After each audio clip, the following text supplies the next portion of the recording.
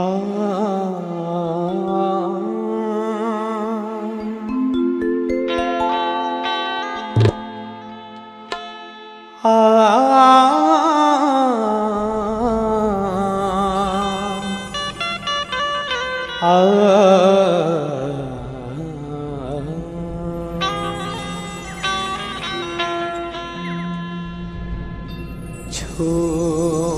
लेने दो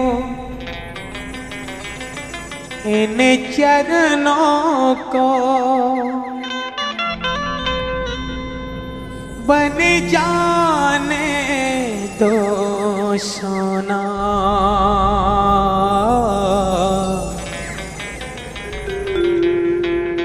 चरण कमल अब नहीं खोना, चरण कमल अब नहीं खोना। छू लेने दो इन चरणों को, छू लेने जाने दो सोना। चरण कमल अब नहीं खोना, चरण कमल अब नहीं खोना। तुम हो पारस मैं हूँ लोहा, तुम हो पारस मैं हूँ लोहा। छू लेने दो इन चरणों को, छू लेने दो इन चरणों को, बन जाने दो सोना। चरण कमल अब नहीं खोना, चरण कमल अब नहीं खोना।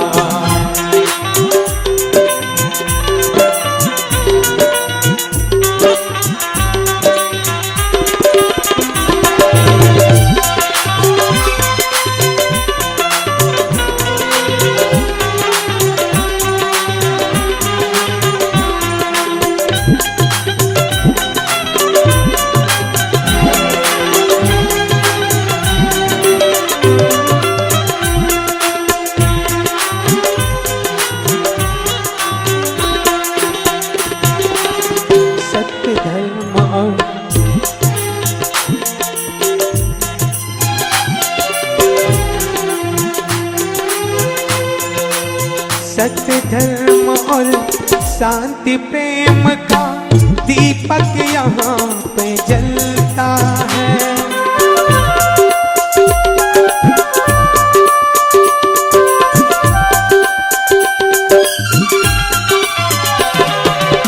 सत्य धर्म और शांति न खोना, न खोना।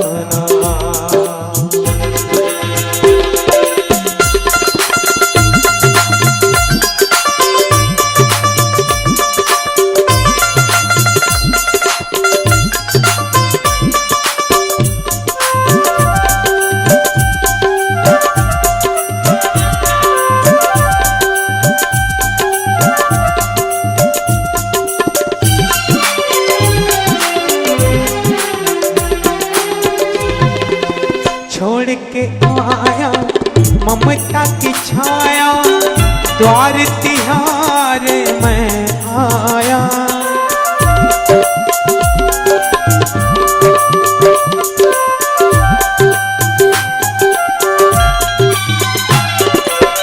छोड़ के आया ममता की छाया, द्वार तिहार में आया। अब तुम मुझसे जोड़ लो बंधन, जन्म जन्म में भरमाया। धूल चरण की मिल जाए तो, धूल चरण की मिल जाए तो, धूल चरण की मिल जाए तो, धूल चरण की मिल जाए तो, फिर कैसा है रोना। चरण कमल अब नहीं खोना, चरण कमल अब नहीं खोना। न खोना, न खोना।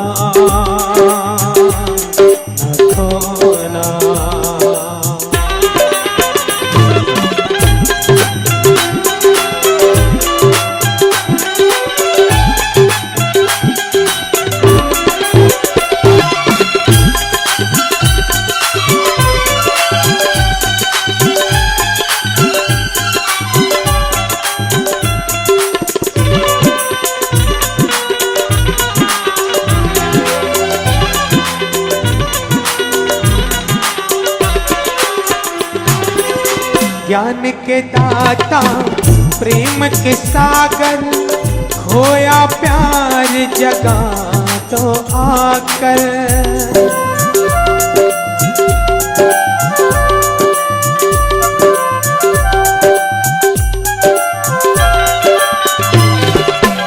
ज्ञान के दाता प्रेम के सागर, खोया प्यार जगा तो आकर। जन्म मरण का बंधन काटो, मेरे प्यार को अमर बना दो। तेरे नाम के सिवा प्रभु जी, तेरे नाम के सिवा साहेब जी, जीवन में कुछ होना। चरण कमल अब नहीं होना, चरण कमल अब नहीं होना। छू लेने दो इन चरणों को, छू लेने दो। आप सभी लोग हाथ जोड़ करके परम पूज्य श्री गुरुदेव का स्वागत भजन के साथ स्वागत करें। स्वागत है कहीं बारा संदेव आपका, स्वागत है कहीं बार, स्वागत है कहीं बार संदेव आपका, स्वागत है कहीं बार, स्वागत है कहीं बार संदेव आपका।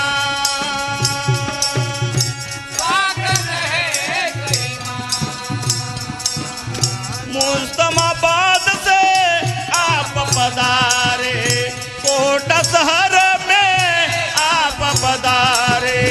मुस्तमाबाद से आप पधारे, कोट शहर में आप पधारे। सही सही कष्ट पर संदेव आपका, स्वागत कहीं बार, स्वागत है कहीं बार संदेव आपका, स्वागत है कहीं बार। सद्गुरुदेव असंग देव, कबीर देव असंग देव, स्वागत है कहीं बार संदेव आपका, स्वागत है कहीं बार, स्वागत है कहीं बार संदेव आपका, स्वागत है कहीं बार, स्वागत है कहीं बार संदेव आपका, स्वागत है कहीं बार।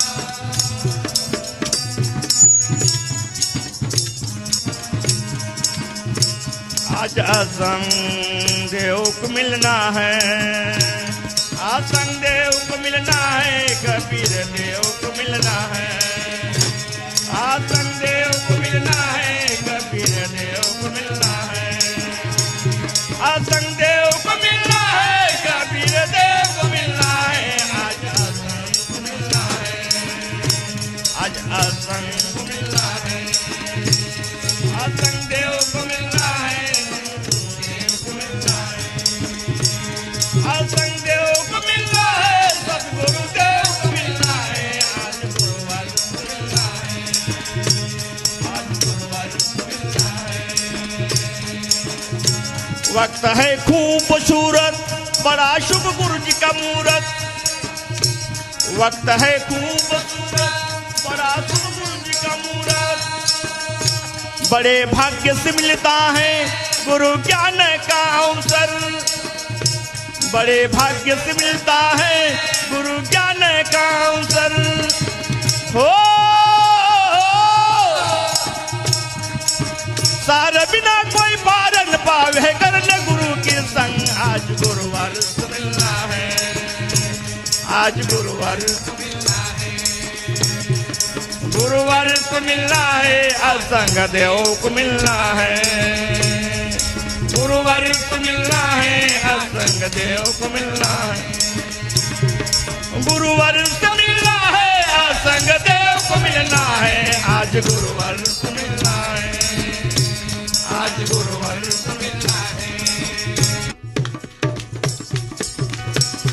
आरती।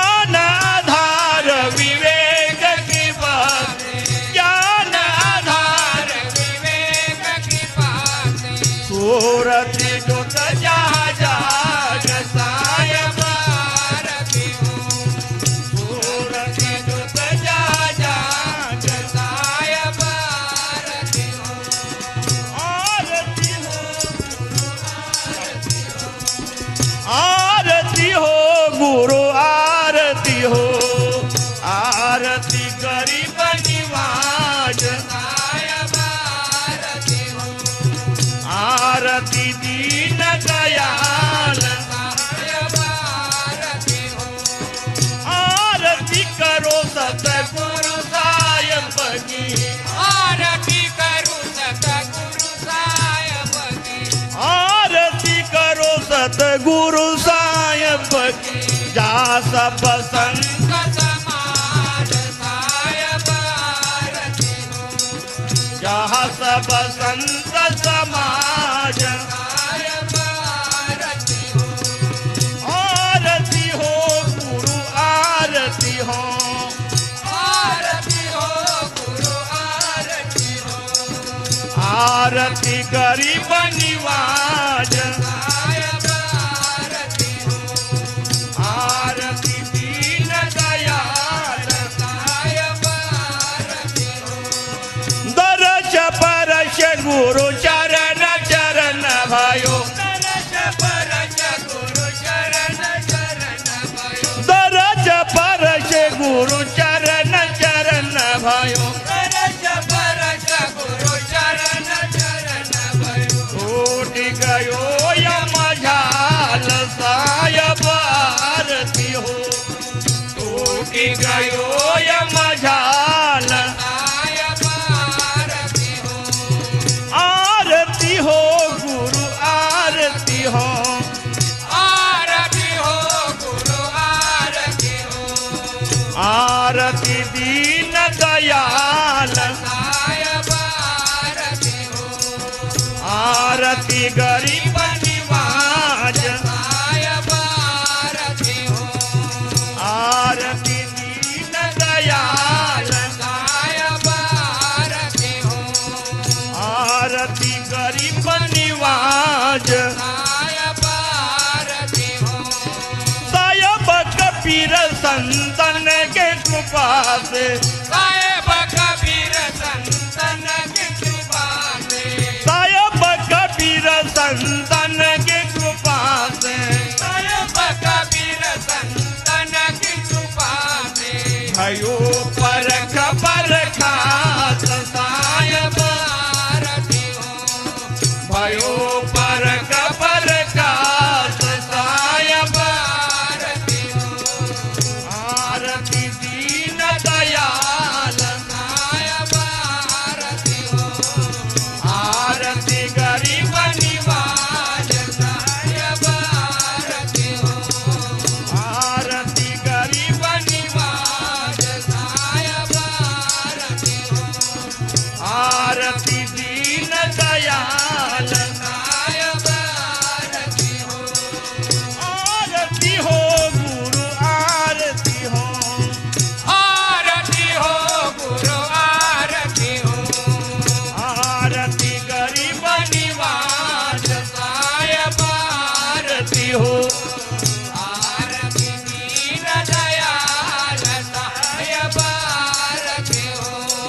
ओ सायब आरती हो, ओ सायब आरती हो।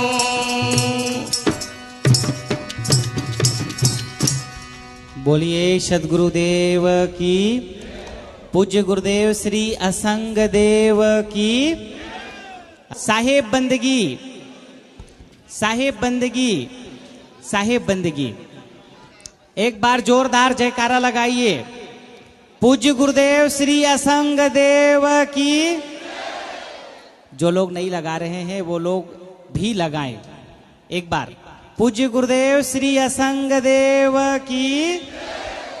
सबके चेहरे मुस्कुरा रहे हैं। मुस्कुराने के लिए आप सबको बहुत बहुत धन्यवाद। आराम से बैठिए सब लोग। पूज्य गुरुदेव श्री असंग देव की। धन्यवाद। अब सबसे पहले स्वागत के लिए मैं मंच पे बुलाऊंगा गुरुदेव जी के प्रिय शिष्य धर्माधिकारी साहेब संत श्री सिलकर साहेब जी। संत श्री सिलकर साहेब मंच पे आए और गुरु पूजा के आज हम शिष्य लोगों को, हम शिष्य जो गुरुदेव के संत हैं, हम सब संत पहले गुरु पूजा करेंगे। तो सर्वप्रथम ये हमारे संत श्री सिलकर साहेब जी हैं। आप लोग जोरदार ताली बजाकर स्वागत करें। ये गुरुदेव के प्रिय शिष्य हैं, अनन्य शिष्य हैं और गुरुदेव के श्री चरणों में समर्पित रहते हैं। और इनके लिए ताली एक बार जोरदार और इसलिए बजाइए, यहाँ पे जो लोग आप लोग बैठे हैं, कोई यूट्यूब से आए हैं सुन के, कोई टीवी से सुन के आए हैं। तो ये चैनल, ये कैमरा, ये स्टूडियो वही चलाते हैं, उन्हीं के माध्यम से आप लोगों को प्रवचन सुनने को मिलता है। इसलिए ताली एक बार डबल बजा दीजिए। धन्यवाद। अब हमारे बीच में आश्रम मुस्तफाबाद के संचालक, अभी वर्तमान के व्यवस्थापक श्री अनुभव साहेब जी पधारे हैं। आप माल्यार्पण करके गुरुदेव जी अनुभव साहेब ये मुस्तफाबाद उत्तर प्रदेश से पधारे हैं। जोरदार ताली बजाकर इनका भी स्वागत करेंगे। इसी क्रम में यहाँ के जो मेन व्यवस्थापक संत हैं, संत श्री बोधकर साहेब जी, जो यहाँ के मेन हैं, इस मुस्तफाबाद के यहाँ आंवली के, वो आ जाए।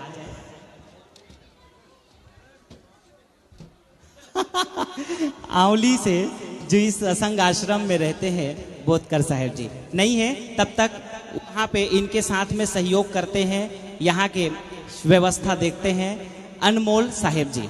इनके लिए एक बार जोरदार ताली बजाकर स्वागत करेंगे। और बाकी मैं, आप लोग जब कार्यक्रम कराते हैं, मैं भी थोड़ा स्वागत कर लेता हूँ, गुरु पूजा कर लेता हूँ, तो अपना परिचय बताता हूँ। महेंद्र एक मेरे लिए माला ला। मैं देवकर दास मेरा नाम है।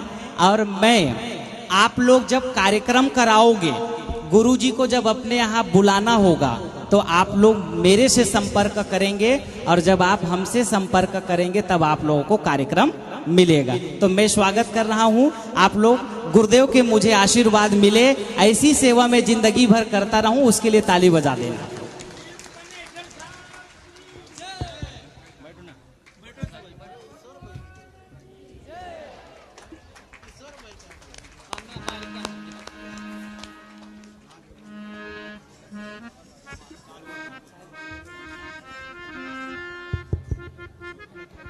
अब हमारे दूसरे संत सुरेश जी, चलिए, शिशुपाल जी, सभी संत लोग, हरीश जी, सभी संत लोग जल्दी जल्दी अब माल्यार्पण करें।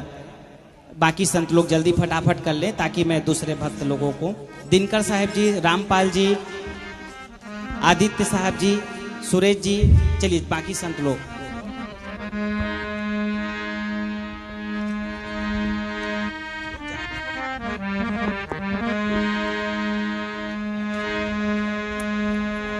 धन्यवाद। और लीजिए सादर आमंत्रित करते हैं अध्यक्ष महोदय कबीर आश्रम आंवली नया गांव कोटा की जो व्यवस्था देखते हैं, कृष्ण मुरारी जी प्रजापति साहब को सादर आमंत्रित करते हैं। कृष्ण मुरारी जी प्रजापति जो अध्यक्ष हैं इस समिति यहाँ के, और यहाँ की व्यवस्था देखते, एक बार तालियां बजाकर अभिनंदन करिए कृष्ण मुरारी जी प्रजापति साहब।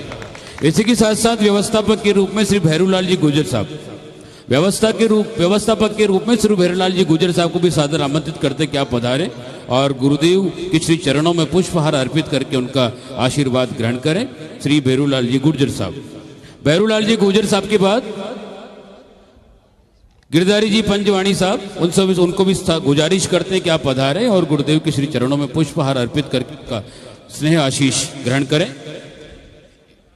ये भैरूलाल जी के लिए एक बार जरा ज्यादा जोरदार ताली बजाइए। ये बहुत परम भक्त हैं गुरुदेव के, यहाँ व्यवस्था भी देखते हैं और इस भूमि को दान करने में इनका सबसे बड़ा योगदान और इन्हीं के प्रयास रहा है गुरुदेव जी के जो दर्शन आप सब लोगों को हो रहा है। ताली जोरदार बजाइए आप लोग। भैरूलाल जी गुर्जर साहब के बाद अब आमंत्रित करते हैं उपाध्यक्ष श्री परसाराम जी बैरवा साहब। परसाराम जी बैरवा साहब को सादर आमंत्रित करते हैं और इसी के बाद कोषाध्यक्ष के रूप में श्री रघुवीर जी मीणा साहब, श्री रघुवीर जी मीणा साहब को आमंत्रित करते हैं आप पधारे, गुरुदेव के श्री चरणों में पुष्पहार अर्पित करके आशीर्वाद ग्रहण करें। और रघुवीर जी मीणा साहब के बाद श्री हरिचरण जी मेघवाल साहब जो मुख्य प्रचारक हैं, जो बहुत बड़ी जिम्मेदारी निर्वहन करते हैं और गुरुदेव के संदेश को लोगों को जन जन तक पहुंचाते। एक बार तालियां बजाकर हरिचरण जी मेघवाल साहब का भी हम अभिनंदन करते हैं। और हरिचरण जी मेघवाल साहब के बाद हम आमंत्रित करते हैं श्री सुखदेव जी गुर्जर साहब जो मुख्य सलाहकार हैं इस आश्रम के, श्री सुखदेव जी गुर्जर साहब, उनको भी आमंत्रित करते हैं आप पधारें। और सुखदेव जी गुर्जर साहब के बाद जिनको हम आमंत्रित करेंगे संयोजक के रूप में श्री राजू जी गुर्जर, संयोजक के रूप में श्री राजू जी गुर्जर आप पधारें और गुरुदेव जी के श्री चरणों में पुष्पहार अर्पित करें, उनका स्नेह आशीष ग्रहण करें। और इसके बाद आगे बढ़ेंगे उप कोषाध्यक्ष के रूप में जिनका सानिध्य हमें मिल रहा है श्री महेंद्र जी सुमन, उप कोषाध्यक्ष श्री महेंद्र जी सुमन से भी गुजारिश करते हैं कि वो भी पधारें और ये पवित्र पावन अवसर आज हमारे चर्मण्यवती कोटा की धरती पर जो हमें मिला है आशीष ग्रहण करने का, उसका पुण्य लाभ उठाएं। उप कोषाध्यक्ष श्री महेंद्र सुमन और सह संयोजक के रूप में श्री कन्हैयालाल जी प्रजापति साहब, सह संयोजक के रूप में श्री कन्हैयालाल जी प्रजापति साहब को भी सादर आमंत्रित करते कि आप पधारें और गुरुदेव के चरणों में पुष्पहार अर्पित कर उनका आशीर्वचन ग्रहण करें, आशीर्वाद ग्रहण करें। और उपाध्यक्ष के रूप में श्री प्रहलाद जी गुर्जर साहब, उपाध्यक्ष के रूप में श्री प्रहलाद जी गुर्जर साहब को भी आमंत्रित करते हैं। श्री प्रहलाद जी गुर्जर साहब पधारें। प्रहलाद जी गुर्जर साहब उपाध्यक्ष के रूप में, उनको भी गुजारिश करते हैं कि आप पधारें और गुरुदेव की श्री चरणों में पुष्पहार अर्पित करके उनका आशीर्वाद ग्रहण करें। और संयोजक के रूप में बस कुछ ही पलों में हमारे बीच पधारने वाली हमारी माननीय श्रीमती चंद्रकांता जी मेघवाल, नरेंद्र जी मेघवाल हमारे बीच होंगे, उनको भी हम सादर आमंत्रित करेंगे। और ये बहुत जिनकी मधुर आवाज है और शानदार आवाज है, आपका शुभ नाम? ओम पंचोली जी, आप भी स्वागत करेंगे। अब हमारे बीच में यहाँ कोटा से उपस्थित हैं जो कि गुप्ता हॉस्पिटल के हमारे प्रमुख डॉक्टर हैं, बड़े हॉस्पिटल हैं, वो श्री गुप्ता जी माल्यार्पण करके आशीर्वाद प्राप्त करेंगे। ये गुप्ता जी हैं doctor RB Gupta ji, Gupta hospital. ये बहुत बड़े सेवा भी करते हैं और पूरे संतों का देखरेख भी करते हैं। जोरदार ताली बजाकर इनके लिए।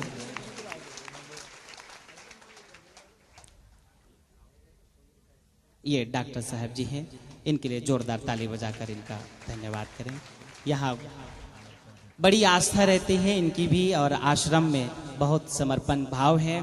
यहाँ के कभी भक्त लोगों को, साधु संतों को कभी दवाई इत्यादि की जरूरत पड़ती है, पूरा हमेशा ध्यान रखते हैं और अपने स्टाफ सहित आए हैं और गुरुजी से आशीर्वाद प्राप्त करें। बहुत बहुत धन्यवाद डॉक्टर साहब जी, धन्यवाद। अब इसी क्रम में हमारे यहाँ पे आज एक विशेष मेहमान और गुरुदेव जी के एक सबसे बड़े खास भक्त के रूप में पधारे हैं मुंबई महाराष्ट्र से श्री आरबी सिंह जी और उनकी धर्मपत्नी। आप आए श्रीमती आशा सिंह। ये हमारे विशेष भक्त हैं, इस पूरे कार्यक्रम के प्रमुख भक्त के रूप में वे पधारे हैं, बड़े दानी हैं। ये हमारे इस कार्यक्रम के सबसे खास बड़े बिजनेसमैन हैं, लेकिन सरलता इतनी कि ऐसे ही बैठ जाते हैं। ये माता जी उनकी वाइफ है। बहुत बड़ी इनकी आस्था है, समर्पण है और अभी कुंभ में भी ये सेवा किए थे। यहाँ पे भी इस भंडारा में अपना गुप्त सहयोग दिए हैं, लेकिन ऐसा समझिए कि गुरुदेव जी के श्री चरणों में इनकी श्रद्धा बहुत रहती है। एक बार जोरदार वापस ताली बजाएंगे। मुंबई से हैं, महाराष्ट्र से हैं, बहुत बड़े बिजनेसमैन हैं। बहुत बहुत धन्यवाद। आपकी बिजनेस ऐसे ही चलते रहे, गुरु जी का आशीर्वाद आपके ऊपर बनी रहे, आप सेवा करती रहें। अब इसी क्रम में श्री अजब सिंह सिसोदिया साहब आए हैं, वो भी बड़े बिजनेसमैन हैं, घाटा बिल्लोद से आए हैं। गुरु जी का कार्यक्रम करा चुके हैं अकेले और अभी दोबारा कार्यक्रम करने की तैयारी में है, परिवार सहित आए हैं। श्री अजब सिंह सिसोदिया जी, उनकी धर्मपत्नी संतोष देवी उनकी धर्मपत्नी है और हिमांशु उनका बेटा। आ जाओ, आप सभी आकर के स्वागत करेंगे। इसी क्रम में मंदसौर से पधारे हैं श्री निहाल चंद जी, जिला पंचायत जो पूर्व में अध्यक्ष रहे हैं। आप आए और माल्यार्पण करेंगे और चादर इत्यादि भी भेंट करेंगे। ये अजब सिंह सिसोदिया जी, आइए। संतोष देवी माता जी शायद वह पीछे रह गई हैं, बहुत पीछे रह गई हैं। चलिए आइए निहाल चंद जी। ये अर्जुन सिंह पवार साहब हैं, बेगंदा से, बहुत शानदार माला स्पेशल बना के लाए हैं। इनकी भी बहुत दिनों से कार्यक्रम कराने की इच्छा है, तो गुरुदेव इनको आशीर्वाद दें कि इनका एक कार्यक्रम इनको मिले और ये कार्यक्रम करा सके।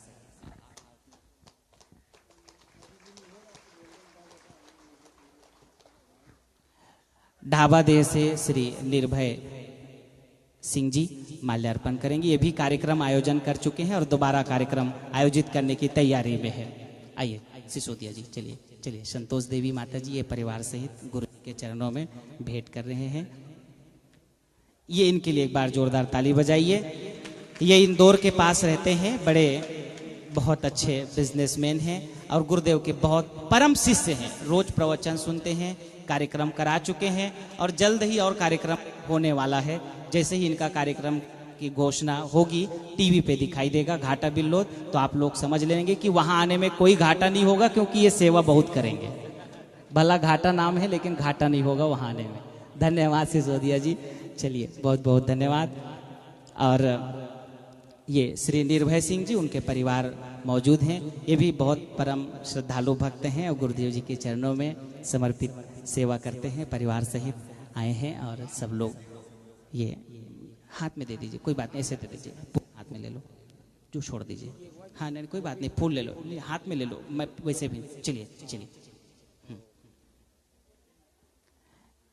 रावत भाटा से श्री प्रहलाद जी, ये जो भक्त लोग माल्यार्पण करते जाएंगे वो नीचे पहुंचते जाएंगे, ताकि हम दूसरे लोगों को स्थान दे सकें। भवानी मंडी से दिनेश जी, उनकी टीम आकर के आशीर्वाद प्राप्त करेंगे। यहाँ से कोटा से केवल सुमन जी, वे भी माल्यार्पण करके आशीर्वाद प्राप्त करेंगे। बुलाता हूँ।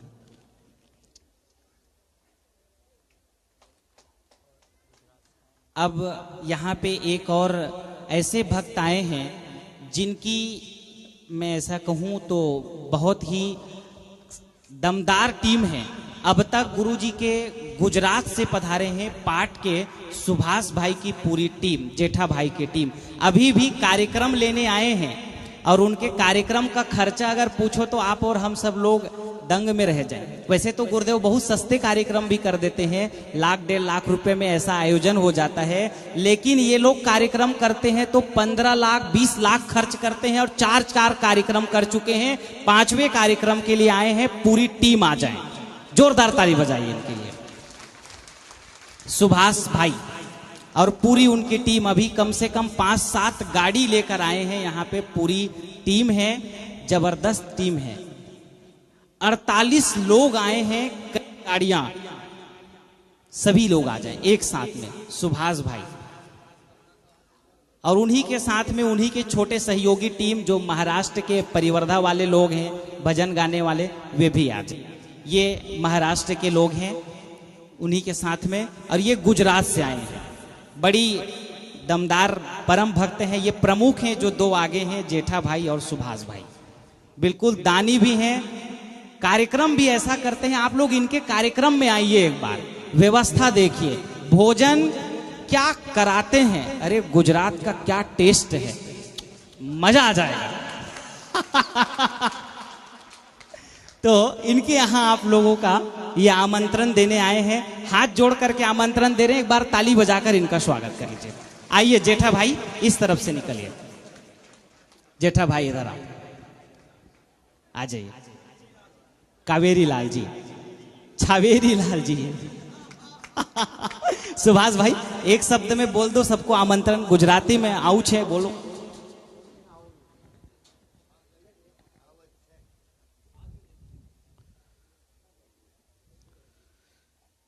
गुजराती में बोलू तो चालશે ने? સંભળાશે? મારું નામ સુભાષભાઈ જેઠાભાઈ વસાવા, હું નર્મદા ડિસ્ટ્રિક્ટમાંથી આવું છું, પાટ ગામ.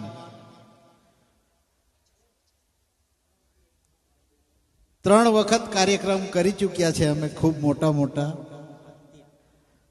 3 વખત. હવે આવતા વર્ષે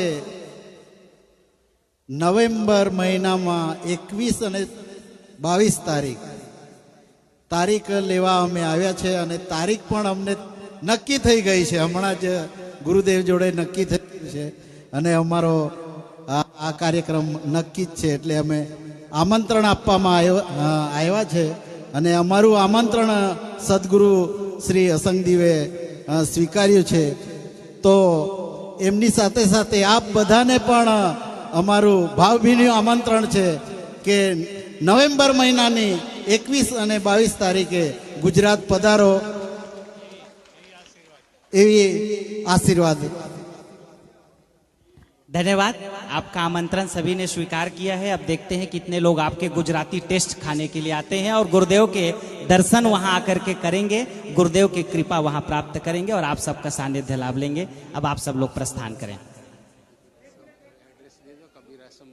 हाँ, ये छोटा उदयपुर जिला है। इस स्थान का नाम है मूलधर और आप लोग इनका संपर्क नंबर, हमारे जो YouTube चैनल है, YouTube में आपको पूरा कांटेक्ट नंबर आएगा, तारीख आएगा, सारा संपर्क आएगा।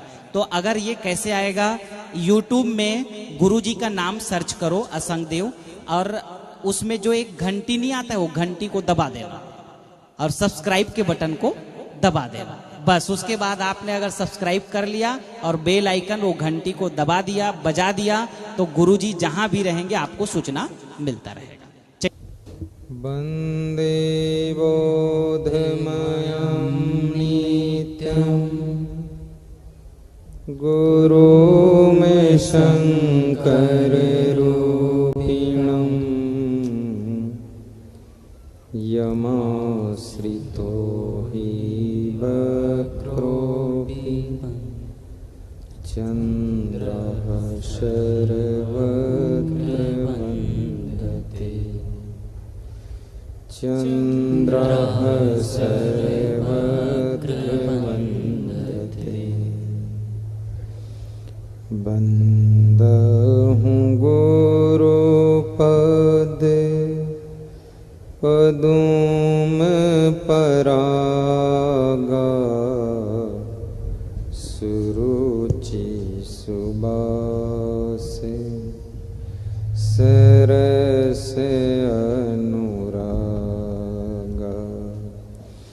बन्दहु गुरुपद पदुम परागा सुरुचि सुबासे सरस अनुरागा।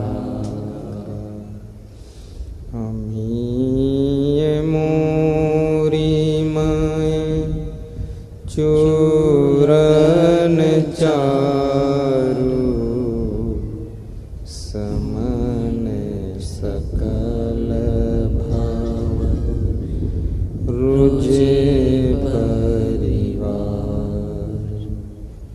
समन सकल भाव रुजे परिवार। चूरन चारु रुजे परिवार। बंदहु गुरुपद पदुम परागा सुरुचि सुबासे सरस अनुरागा। अमीय मोरी माय चूरन चारु समन सकल भाव रुजे परिवार। चूरन चारु रुजे परिवार।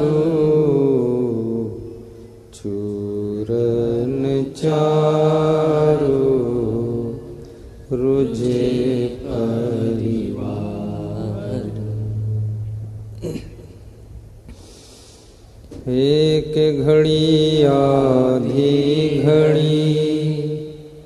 आधि में पुनियाध तुलसी संगति साधु की कटे कोटि अपया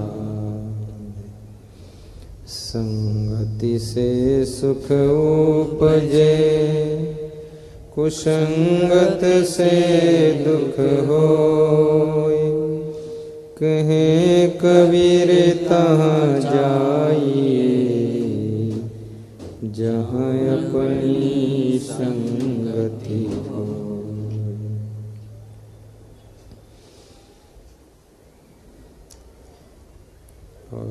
सौंप दिया इस जीवन का सब भार तुम्हारे हाथों में। अब सौंप दिया इस जीवन का सब भार तुम्हारे चरणों। गुरुदेव तुम्हारे चरणों में, गुरुदेव तुम्हारे चरणों में, हे संत तुम्हारे चरणों में, हे संत तुम्हारे चरणों में। अब सौंप दिया इस जीवन का सब भार तुम्हारे चरणों में। अब सौंप दिया इस जीवन का सब भार तुम्हारे चरणों में। है जीत तुम्हारे चरणों में, है जीत तुम्हारे चरणों में, है हार तुम्हारे चरणों में, है हार तुम्हारे चरणों में। अब सौंप दिया इस जीवन का सब भार तुम्हारे चरणों में। अब सौंप दिया इस जीवन का सब भार तुम्हारे चरणों में।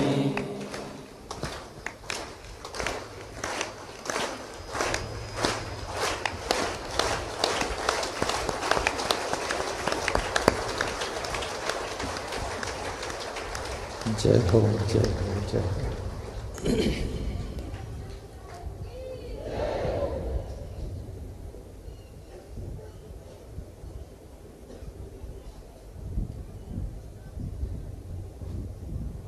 इसको बंद करो।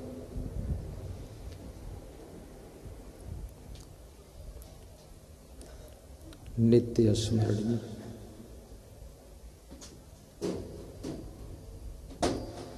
सद्गुरु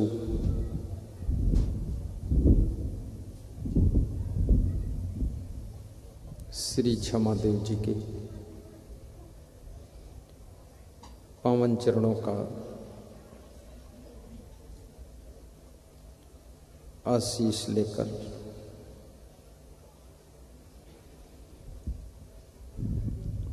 भारत देश की वीरभूमि राजस्थान प्रदेश डिस्ट्रिक्ट कोटा आंवली ग्राम की पावन धरा पर गुरु पूर्णिमा महोत्सव के उपलक्ष्य में गुरु दर्शन और प्रवचन तथा भंडारे का कार्यक्रम रखा गया है। गत वर्ष की अपेक्षा इस वर्ष मौसम भी साफ सुथरा है, श्रद्धालुओं की संख्या भी साफ सुथरा है। यानी ज्यादा है।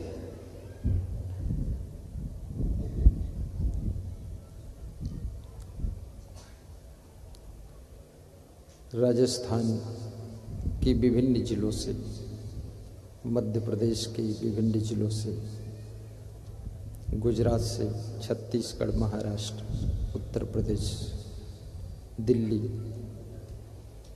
पंजाब, हरियाणा, बिहार, झारखंड, उत्तराखंड, मेवाड़, मारवाड़ आदि विभिन्न स्थानों से श्रोता बंधु आए हुए हैं। सभी को व्यास का दी धन्यवाद देती है। सीधे बैठ जाइए।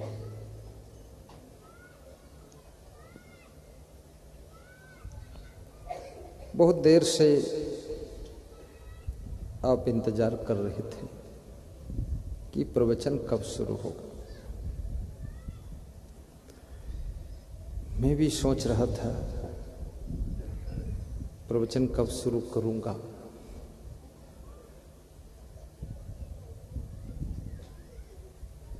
समय बहुत सुहावना है।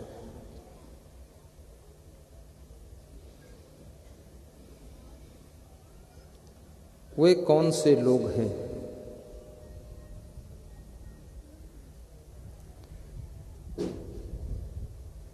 जिनका भाग्य सोया हुआ है, लेकिन वे अपने भाग्य को जगाने में सक्षम हो जाते हैं। उनके क्या लक्षण होते हैं? संत कबीर कहते हैं उनमें 4 बातें होती हैं, और विदुर जी कहते हैं कि उनमें 3 बातें होती हैं। जिसमें 3 बातें होती हैं उसकी किस्मत सोई हो तो भी जाग जाती है। हाथ में भाग्य रेखा ना हो तो भी वो भाग्यशाली बन जाता है। कितने लोग ज्योतिषी को हाथ दिखाते हैं और पूछते हैं, ज्योतिषी बाबा हमारी भाग्य रेखा का क्या हाल है? ज्योतिषी मुस्कुराता है, मन में सोचता है, जो तेरी भाग्य रेखा का हाल है वही मेरी भाग्य रेखा का हाल है।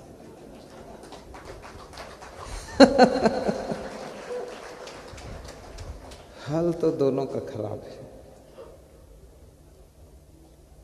भाग्य की तस्वीर को कर्म की कलम से बनाया जाता है। भाग्य के भरोसे बैठने वाले लोग जीवन में आवश्यक चीजों से भी वंचित रह जाते हैं। भाग्य का ताला कर्म की चाबी से ही खुलता है, और कर्म की चाबी तुम्हारे हाथ में है।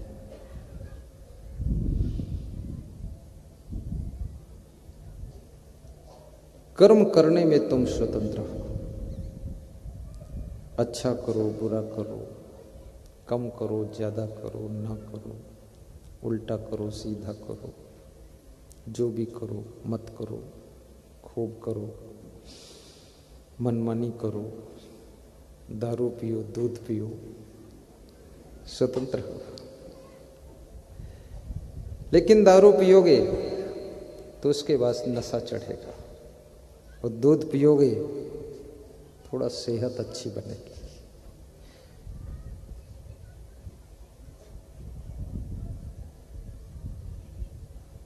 पीना तुम्हारे लिए स्वतंत्र है। क्या पीना है ये डिसीजन आपको लेना है। तुम्हारी मां घर में रहती है, चरण छूना न छूना, या मां से खुश रहना, नाराज रहना, ये तुम्हारे ऊपर डिपेंड है।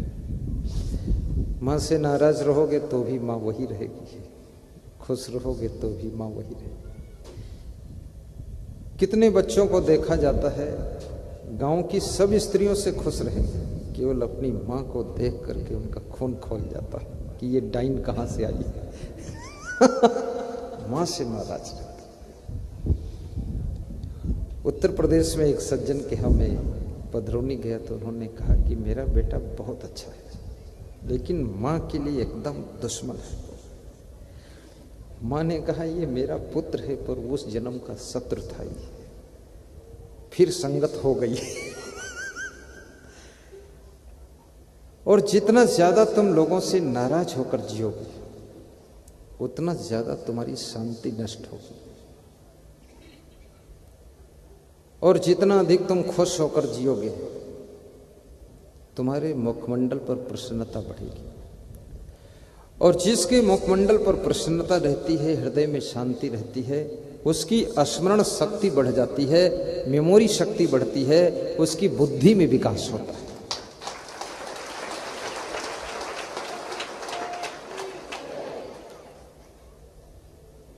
इसलिए जो बहुत ऊंचाइयों को छुए हैं लोग, उनके पास में सहनशीलता बहुत थी। जो वैज्ञानिक बन गए, प्रधानमंत्री के पद पर पहुंच गए, और यदि सहनशीलता कम हुई तो एन केन प्रकारेण ऊंचे पद पर पहुंचे तो लेकिन जल्दी फिर नीचे आ गए। घर में भी सहनशीलता रखो।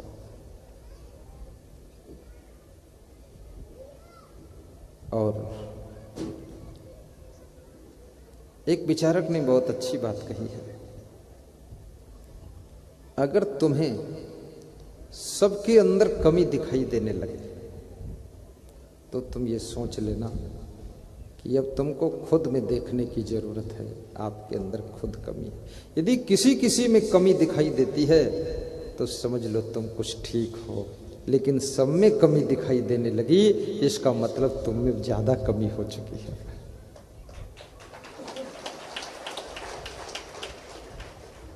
और जिसको सबके अंदर कमियां ही कमियां दिखाई देती है उसके लिए बड़ी मुश्किल जिंदगी हो गई।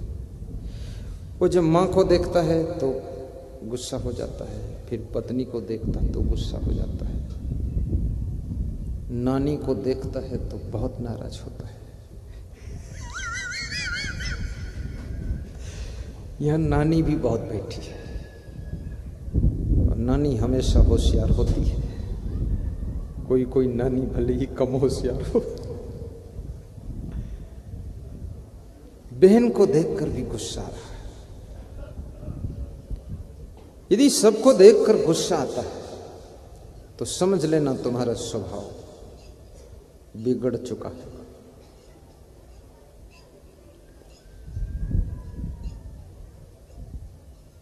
कभी कभी दूसरों को बिना क्षमा मांगे भी क्षमा कर दिया करो। बार बार गलती करें तो समझा दिया करो, और गलती करना बंद ही न करें तो थोड़ी सजा भी दे दिया करो।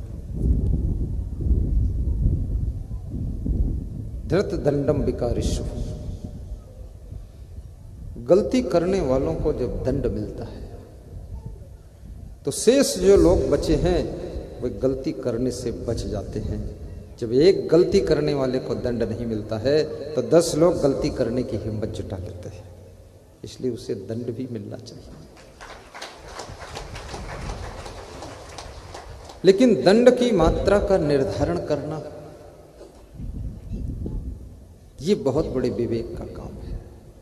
किसको कितना दंड देना है, घोड़े को कैसे हाँकना है, गधे को कैसे हाँकना है, भैंसा को कैसे हाँकना है, बैल को कैसे हाँकना है। अगर बैल वाला डंडा तुमने घोड़े के मार दिया तो घोड़ा रथ भी पलट देगा,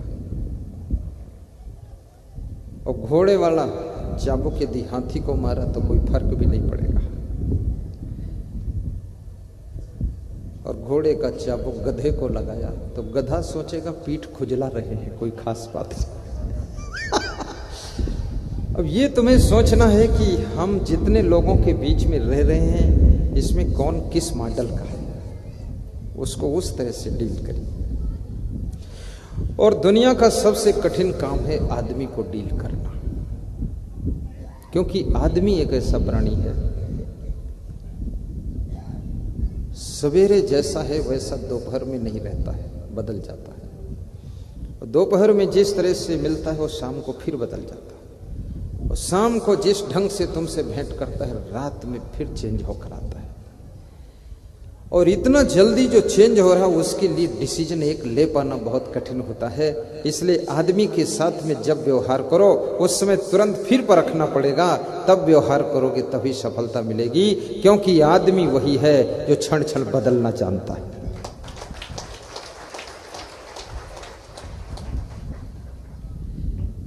सभी शास्त्र पढ़ना आसान है, लेकिन आदमी को पढ़ना कठिन है, क्योंकि आदमी बनावटी भी है। इसको तुम समझ नहीं पाओगे, लेकिन जितना समझ सको उतना कोशिश करो समझने की। आदमी लालची भी है, और आदमी लालचियों को फंसा कर ठगता भी है। किसी गांव में एक धनवान व्यक्ति गया, उसने सोचा यहां क्या बिजनेस कर सकता हूं, तो वहां देखा खेतों में बहुत बंदर है, तो उसने सोचा कि कुछ ना हो तो बंदर खरीद लेते हैं। तो गांव के किसानों को इकट्ठा किया, बोले भाई एक बंदर हम 100 रुपये में खरीदेंगे। तो गांव वाले खुश हो गए कि ये बंदर फसल का नुकसान भी करते हैं, इनको पकड़ लेंगे, अगर 10 बंदर पकड़ लिए तो 1000 के बिक जाएंगे, 100 रुपये का एक बंदर। तो गांव के लोग, बहुत से लोग खेती का काम बंद करके बंदर पकड़ने का काम शुरू कर दिया। कोई 10 बंदर पकड़ लाता, कोई 20 बंदर पकड़ लाता, आमदनी होने लगी। गांव के लोग खुश हो गए कि ये आदमी अच्छा आ गया। उस गांव के बंदर सब एक सप्ताह में पकड़ में आ गए, 100 रुपये में एक बंदर बिक गया। गांव की फसल भी अच्छी हो गई। अब फिर बंदर मिलना बंद हो गए, तो उस धनवान आदमी ने सोचा अब फिर ये भी बिजनेस ठप हो गया, क्या करूं। तो उसने कहा अब जो बंदर पकड़ कर लाओगे तो एक बंदर की कीमत 200 रुपये दूंगा। तो लोग दूसरे गांव में जाकर पकड़ पकड़ कर लाने लगे, दूसरे गांव के बंदर आ गए, आसपास के गांव के बंदर सब खत्म हो गए, फिर बंदर मिलना बंद हो गए। फिर उस धनवान व्यक्ति ने सोचा ये बिजनेस तो 1 महीना चला, ठप हो गया, क्या करूं। तो उसने फिर सूचना फैला दी, अब एक बंदर अगर लाओगे तो 500 रुपये का खरीदूंगा। तो लोग 10-10, 20-20 किलोमीटर से बंदर खरीद कर लाने लगे, 500 रुपये में एक बंदर बेचने लगे। सब बंदर खरीद कर जाल में फंसा कर बांध कर रखता गया। अब फिर बंदर मिलना बंद हो गए, 25 किलोमीटर तक बंदर खत्म हो गए। तो उस धनवान आदमी ने कहा कि मैनेजर अब तू ही रास्ता निकाल। तो मैनेजर ने कहा कि अब 1000 का एक बंदर खरीदो तो फिर 50 किलोमीटर से लोग बंदर लेंगे। बोले ठीक है। बोले इतना महंगा बंदर खरीद कर फिर ये बिकेगा कितने का। बोले चिंता छोड़ो, आखिर मैनेजर किस बात का हूं, आप तो जाओ। सूचना फैला दी कि 1000 का एक बंदर लिया जाएगा। लोग 50-50 किलोमीटर निकल गए बंदर ढूंढने के लिए, खेती बाड़ी सब बंद कर दिया, बंदर की तलाश चल रही है।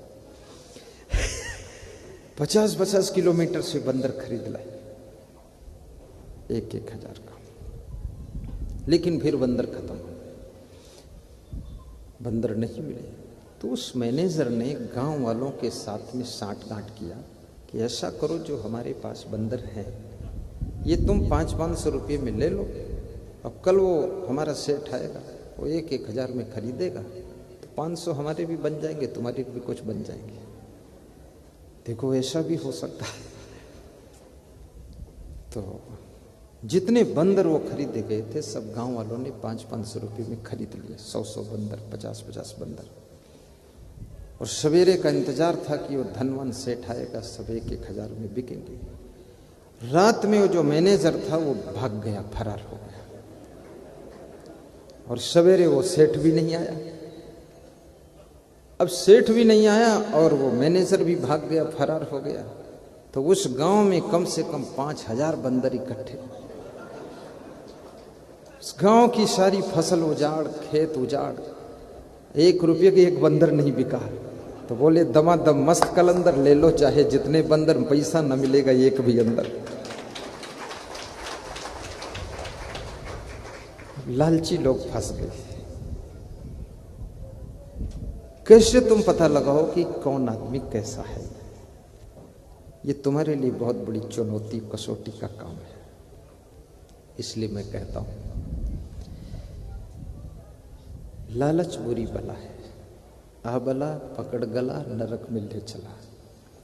रातों रात करोड़पति बनने के लिए मत सोचो, धीरे धीरे करोड़पति बनो।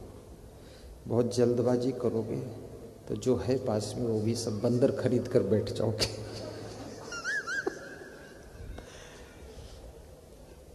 तो मैं आपको बता रहा था 4 चीजें जिसके पास में उसका सोया हुआ भाग्योदय हो जाता है।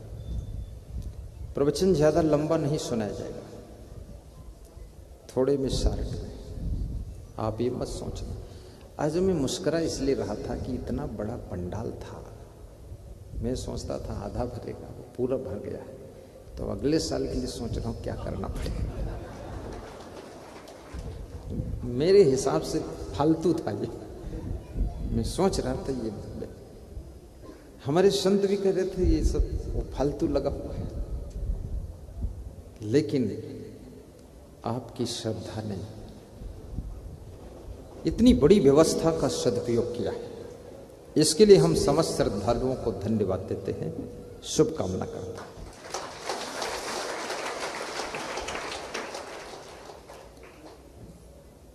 तो 4 चीजें जिसके जीवन में होती है उसका भाग्योदय हो जाता है। गुरु सेवा, जन बंदगी, सतसंगत, बैराग, ये चारों जब ही मिलें तब जानो बड़ भाग। नंबर 1 गुरु की सेवा। गुरु किसे कहते हैं? एक तो वे गुरु हैं जो स्कूल में पढ़ाते हैं, शिक्षक गुरु। दूसरे वे गुरु हैं जो आपको कुछ अच्छी बात बताते हैं। तीसरे वे गुरु हैं जो आपको गुरु मंत्र देते हैं। और चौथे एक सदगुरु होते हैं जो वैराग्य से रहते हैं और आपको महामंत्र देते हैं और ऐसा ज्ञान देते हैं जो आप कांटों के बीच में भी मुस्कुराना सीख लेते हो। उनको सदगुरु कहते हैं। उनका ज्ञान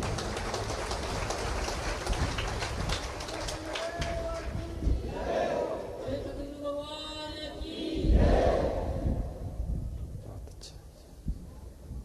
लगता है लोग जिंदा ही बैठे हैं। दोनों तरफ से जयकारा की आवाज आ रही है। महिलाएं भी बोल सकती हैं, लेकिन अरे मैं लेकिन लगाया, ये तो पुरुषों को भी पछाड़ देगी। ये तो घरों में ऐसे ही पछाड़ती है, यहां भी पछाड़ देगी।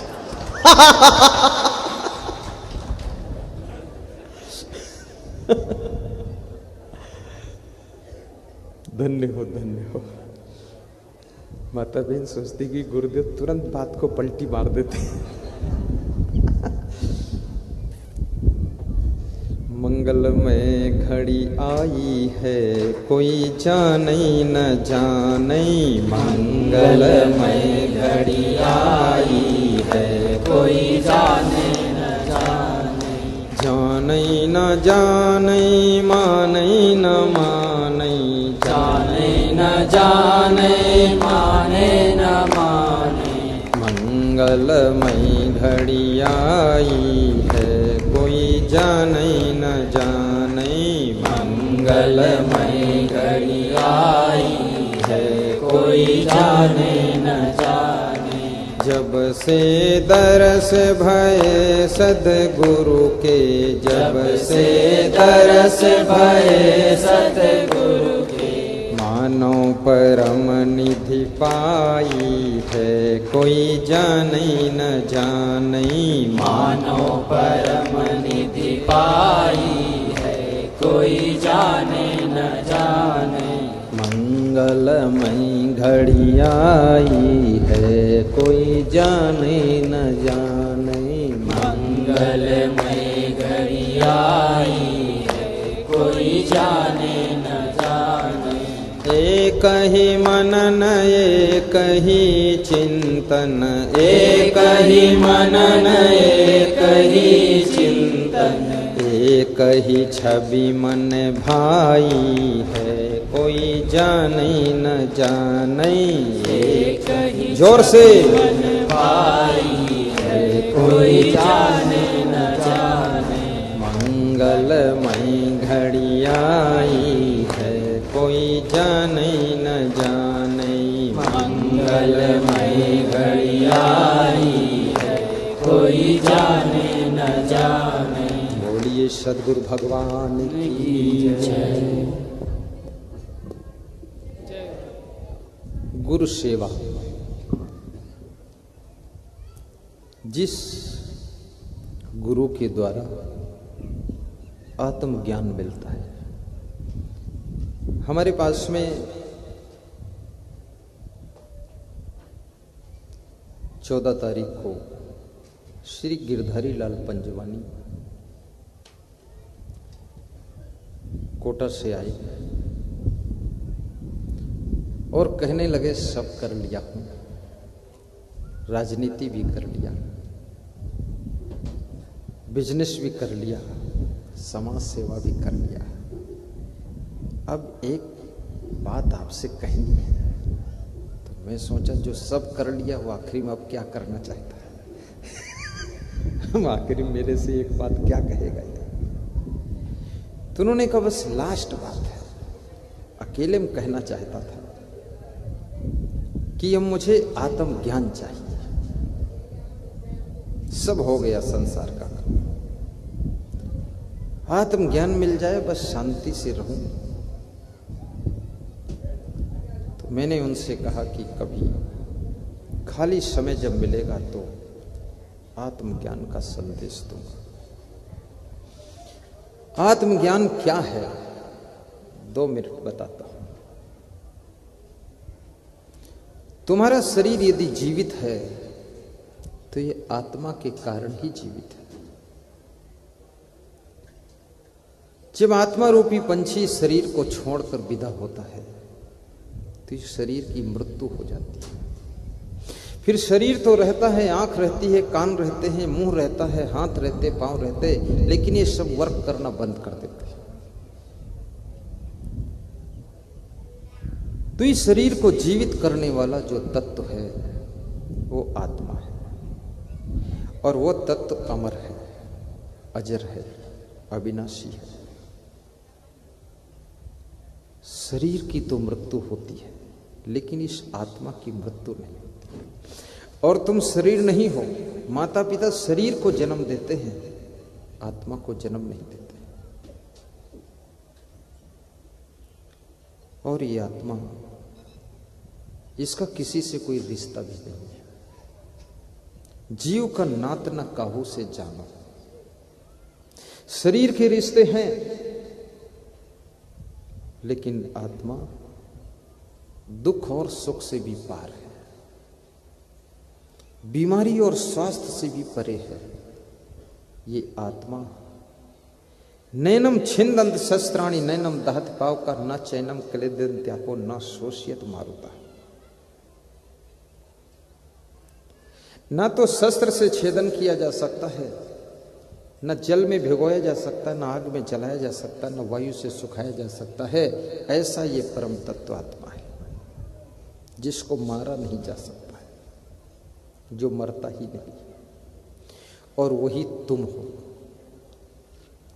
लेकिन ये ऐसा परम तत्व आत्मा है, फिर भी मरने से डर क्यों लगता है? मरने से डर लगता है, और इस जिंदगी में दुख भी बहुत लगता है, क्योंकि अपने आप को तुम जब भूल जाते हो और इस दुनिया की चीजों को ही अपना मान लेते हो, तब तुम दुखी हो जाते हो। स्वयं को याद कर लोगे दुख दूर होगा। एक छोटी सी कथा है। किसी गांव से 20 लोग मेला देखने गए। 20 जुलाहे थे। जब मेला से लौटे तो भारी वर्षा हुई। पानी ज्यादा बरसने के कारण नाला में बाढ़ आ गया, लेकिन घर वापस लौटना था, शाम हो रही थी। तो हिम्मत करके नाला पार किया। जब नाला पार करके किनारे आए तो आपस में काउंटिंग किया कि हम सभी मित्र हैं कि नहीं। तो काउंटिंग किया तो एक मित्र कम था, डूब गया वो। बोले एक डूब गया, 19 बचे। तो 19 जुलाहे बैठकर उस नाला के किनारे तट पर रोने लगे। तब तक कहते ही एक महात्मा आया। उसने कहा तुम क्यों रोते हो? बोले एक मित्र डूब गया। गांव में क्या मुंह दिखाएंगे, क्या जवाब देंगे? 20 लोग टोली बनाकर मेला देखने गए। मेला तो मेला रहा, हमारा झमेला तैयार हो गया। एक साथी डूब गया। तो उसने कहा काउंटिंग कर लो आप। 20 लोग काउंटिंग किया, 19 निकले, एक गायब है, कम है। तो साधु ने कहा तुम बैठ जाओ लाइन से, मैं काउंटिंग करता हूं। साधु ने काउंटिंग किया, 1 2 3 4 5 6 7 8 9 10 11 12 13 14 15 16 17 18 19 20। बोले तुम पूरे 20 हो। अरे बोले क्या बात करते हो, हम 19 हैं। तो साधु ने कहा तुम दूसरों को, सबको 19 को तो गिनते हो, पर 20वें नंबर पर खुद को गिनना भूल जाते हो, इसलिए तुमको दुख है। अपने आप को भी काउंटिंग कीजिए, स्वयं को तो गिनो। यही हुआ आज तक। तुमने सबको जाना, घर जान लिया ये मेरा है, परिवार ये मेरा है, गाड़ी मेरी है, लाड़ी मेरी है, साड़ी मेरी है, लेकिन ये नहीं जाना कि मैं भी तो मेरा हूं। अपने आप को भूल गए, इसलिए जिंदगी में परेशानी ज्यादा बढ़ गई है। जमाने में उसने बड़ी बात कर ली जिसने अपने आप से मुलाकात कर ली। स्वयं को पहचानना। अजर हम अमर हम अखंडम अनुपम, अहम शुद्ध चैतन्य ज्ञानम स्वरूपम। तो ये गुरु आत्मबोध कराता है। गुरु सेवा, ऐसे गुरु की सेवा मिल जाए। सेवा क्या है? ये सत्संग सुनना भी सेवा है। सत्संग में दूसरों को जोड़ना भी सेवा है गुरु की। सत्संग कराना बहुत बड़ी सेवा है। परोपकार करना भी सेवा है। गुरु की सेवा का स्वरूप बड़ा विस्तृत है। और कितने लोग सोचते होंगे हम तो गुरु की सेवा नहीं कर पाए, ना तो चरण दबा पाए, ना पानी पिला पाए, ना पंखा डुला पाए। बहुत से लोगों के मन में होता हम भी चरण दबाएंगे, पर मैं ऐसा गुरु हूं, चरण दबाने वाला गुरु नहीं। मैं आपके चरण किस राह पर चलने चाहिए, ये रास्ता बताने वाला गुरु हूं।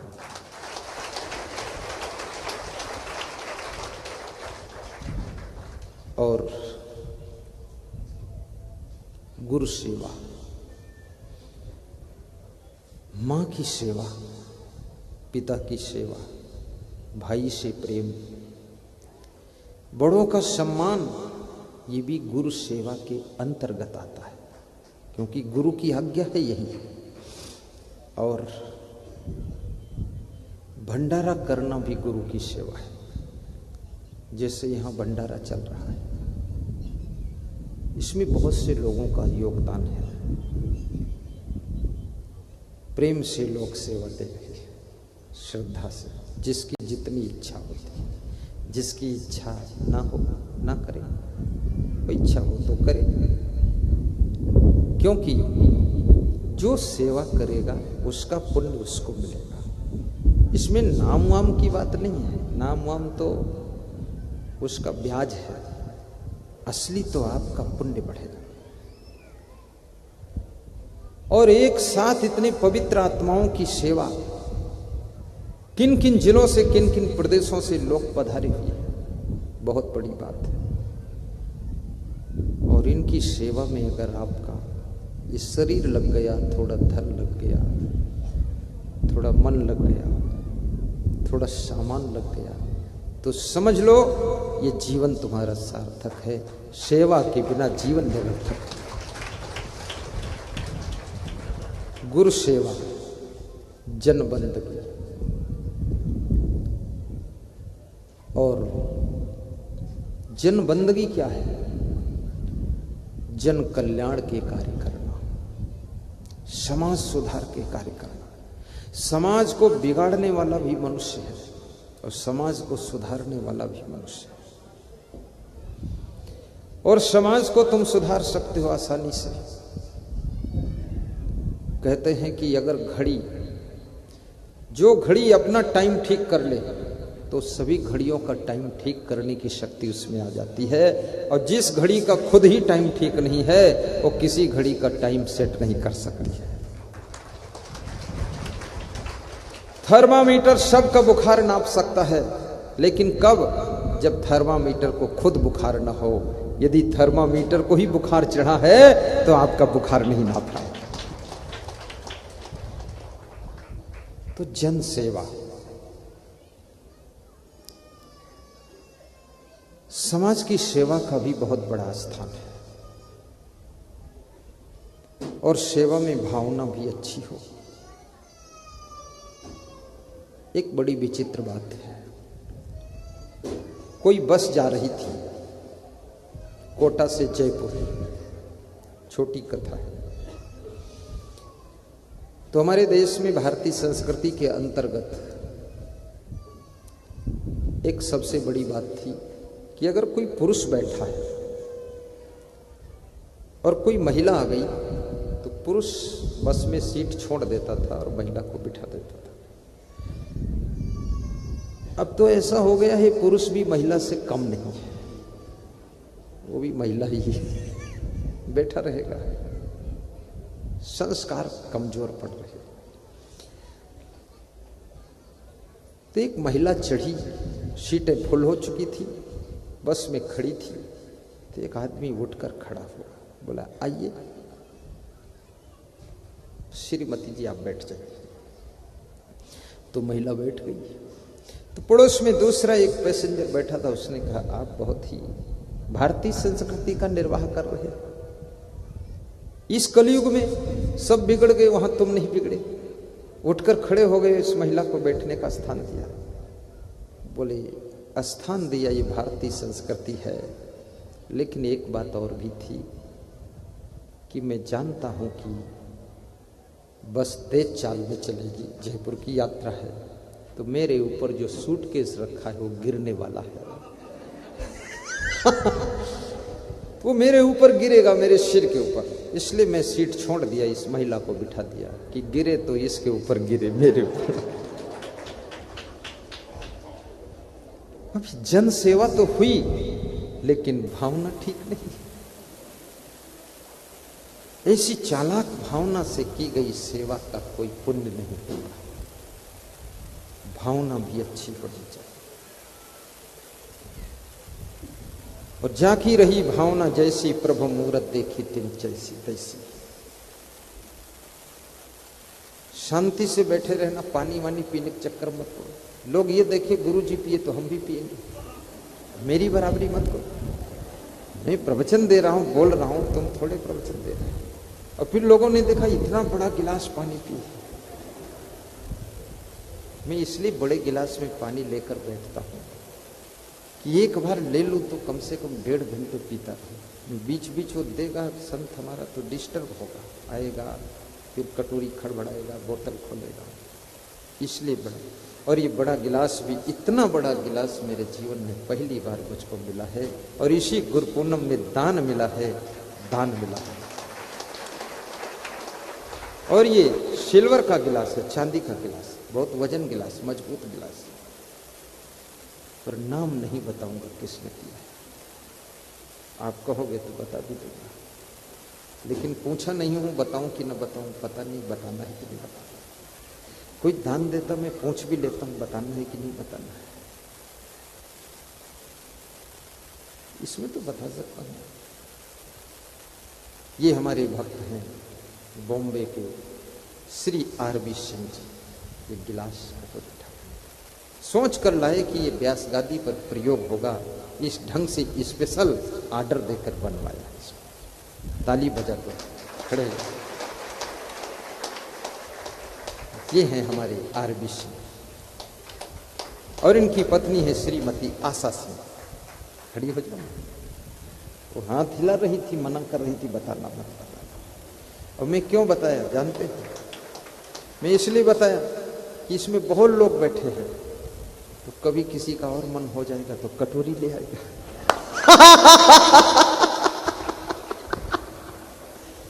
बताने से प्रेरणा मिल जाती है। बोलो सदगुरु भगवान की जय। हमारा धर्म हो सेवा, हमारा कर्म हो सेवा, हमारा धर्म हो सेवा, हमारा कर्म हो सेवा। सदा सतसंगियों में मिल हमें सेवक बना जाना। सदा सतसंगियों में मिल हमें सेवक बना जाना। हमारे ध्यान में आकर प्रभु जी आँखों में बस जाना। हमारे ध्यान में आकर प्रभु जी आँखों में बस जाना। गुरु जी आँखों में बस जाना। प्रभु जी आँखों में बस जाना। बोलो सदगुरु भगवान की जय। सीधे बैठ जाओ, सीधे बैठो। गुरु सेवा जन बंधन। तीसरी चीज है सत्संग। जो सत्संग की शरण ले लेता है, सत्संग सुनता है और सत्संग की राह पर चलता है, उसका भाग्य भी उदय हो जाता है। सत्संग में बहुत बड़ी शक्ति होती है। आप किसी भी फील्ड में काम करते हो, सबसे पहली बात सत्संग यदि ठीक से आपने सुना है तो सत्संग आपको फिसलने से बचाता है, सत्संग आपको गिरने से बचाता है, सत्संग आपको डाइवर्ट होने से बचाता है, आपकी एकाग्रता को सत्संग कंट्रोल करता है।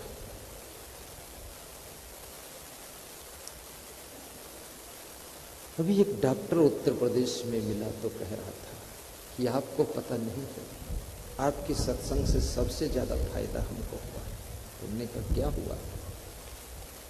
बोले डॉक्टर बनते ही मन डामाडोल हो गया,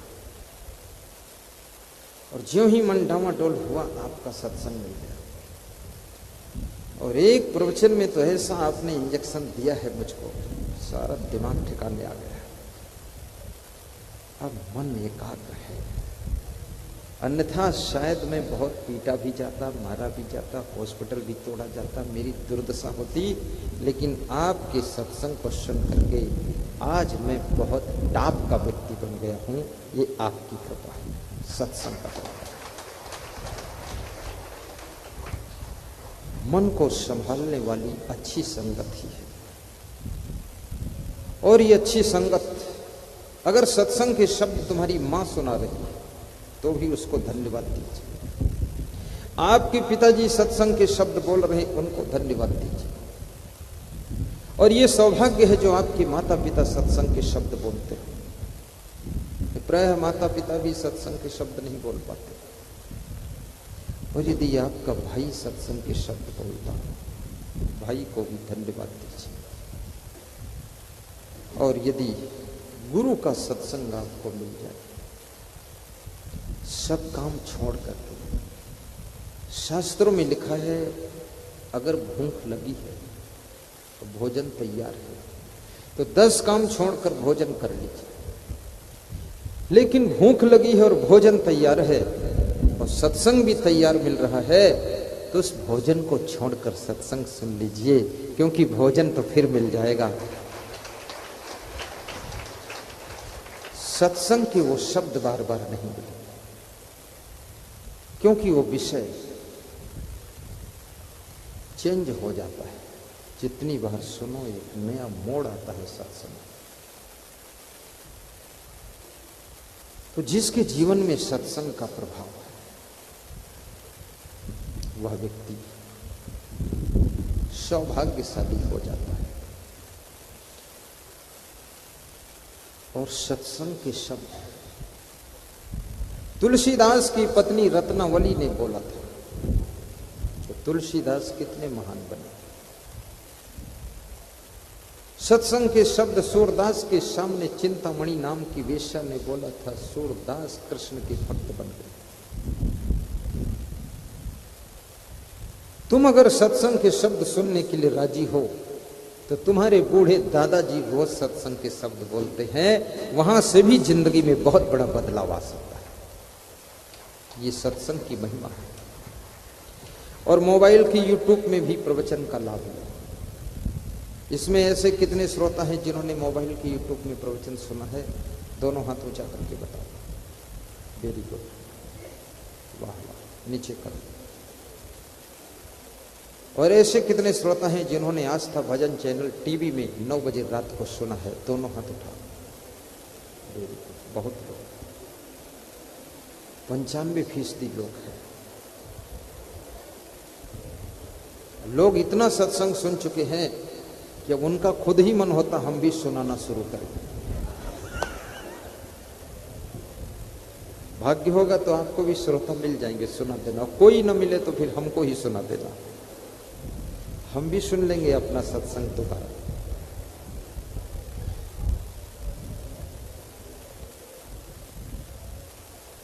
सत्संग का शब्द दुख के बंधन से भी छुड़ाता है। एक मित्र अपने गुरु का दर्शन करने जा रहा था गुरु पूर्णिमा के पर्व पर। तो रास्ते में उसके मित्र का घर आता। उसने सोचा आम के आम गुठलियों के दाम मित्र से मिल लूं, गुरु से दर्शन कर।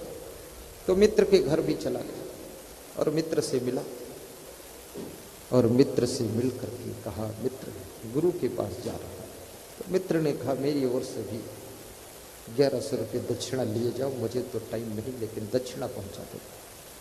बहुत से लोगों के द्वारा दूसरे भक्त लोग दक्षिणा भेज देते। दक्षिणा लेकर जब निकला तो बरामदे में एक पिंजड़ा टंगा था, उसमें एक सुआ था, तोता पंछी। उसने पूछा कि तुम गुरु के पास जा रहे हो, तुम्हारा गुरु कैसा है? बोला, मेरा गुरु तो बंदी छोर है, जन्म मरण के बंधन से छुड़ा देता है। तो सुआ ने कहा, तोता ने कहा, अगर तुम्हारा वास्तव में गुरु बंदी छोर है तो उससे पूछ लेना, ये पिंजड़े का बंधन मेरा कैसे छूटेगा? पूछ के बताना, क्योंकि मैं पिंजड़े के बंधन में फंस गया। तो उस भक्त ने कहा, पूछ लूंगा, जा ही रहा हूं, फिर लौट के बताना क्या उत्तर मिला। गुरु के पास पहुंचे, गुरु को चरण पखार कर, फूल भेंट करके, दक्षिणा देकर, वस्त्र देकर, आरती करके, शांति से बैठ कर पूछा, गुरुदेव, एक मित्र के यहां से होकर आ रहा है, एक पिंजड़े में बंद सुआ था तोता, उसने पूछा था, बंदी शोर से पूछना मेरा बंधन कैसे छूटेगा? तो कुछ उत्तर है? इतना सुनते ही गुरु बेहोश होकर गिर पड़ा, आधा घंटे होश ही हो जाए। तो उस भक्त ने सोचा कि अब दोबारा नहीं पूछूंगा, एक बार बेहोश हुई, आधा घंटे में होश आया, दोबारा पूछो तो मर ही जाएंगे गुरुदेव। और उस तोता पंछी पर बहुत नाराज हुआ भक्त। बोला, उठ पटांग प्रश्न पूछता है, गुरु को रिएक्शन कर गया कुछ। प्रश्न भी बड़े खतरनाक है। कई लोग मेरे पास आ जाते, बोलते आपसे प्रश्न पूछना। हमने कहा, प्रश्न मत पूछना, बेहोश हो जाओ। बोले, नहीं नहीं आप उत्तर दे दोगे। हमने कहा, उत्तर देना कोई आसान नहीं, किसी के प्रश्न का उत्तर उसी के पास होता है, दूसरे के पास कहाँ है। तो बोले, नहीं पूछूंगा जरूर। पूछ लेते हैं, कभी संतुष्ट हो जाते हैं, कभी लोग नहीं संतुष्ट होते, क्योंकि सबकी सोच अलग है। तो भक्त गुरु के चरण छूकर विदा हुआ। शाम को लौटा उसी रास्ते से, फिर मित्र के घर गया और तोता पंछी से मिला, कहा कि तुम बहुत मूर्ख आदमी हो। ऐसा प्रश्न पूछा कि मेरा गुरु प्रश्न पूछते ही बेहोश हो गया। ऐसा सवाल क्यों किया तुमने? बोले और कुछ कहा गुरु ने? बोले कुछ नहीं कहा, बस सुनते ही बेहोश हो गए। बोले होश में आने के बाद कुछ और पूछा?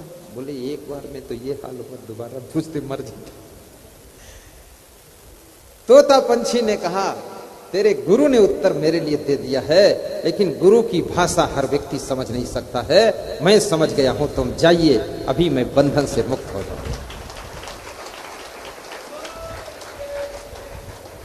5 मिनट के बाद तोता चिल्लाता है और बेहोश होकर के पिंजड़े में गिर जाता है।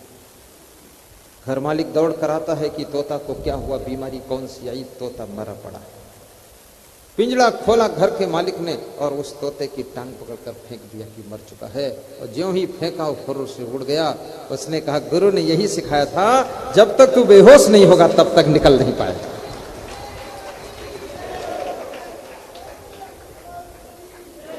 इसका मतलब क्या हुआ? तुम सब घर में जाके बेहोश हो जाओ।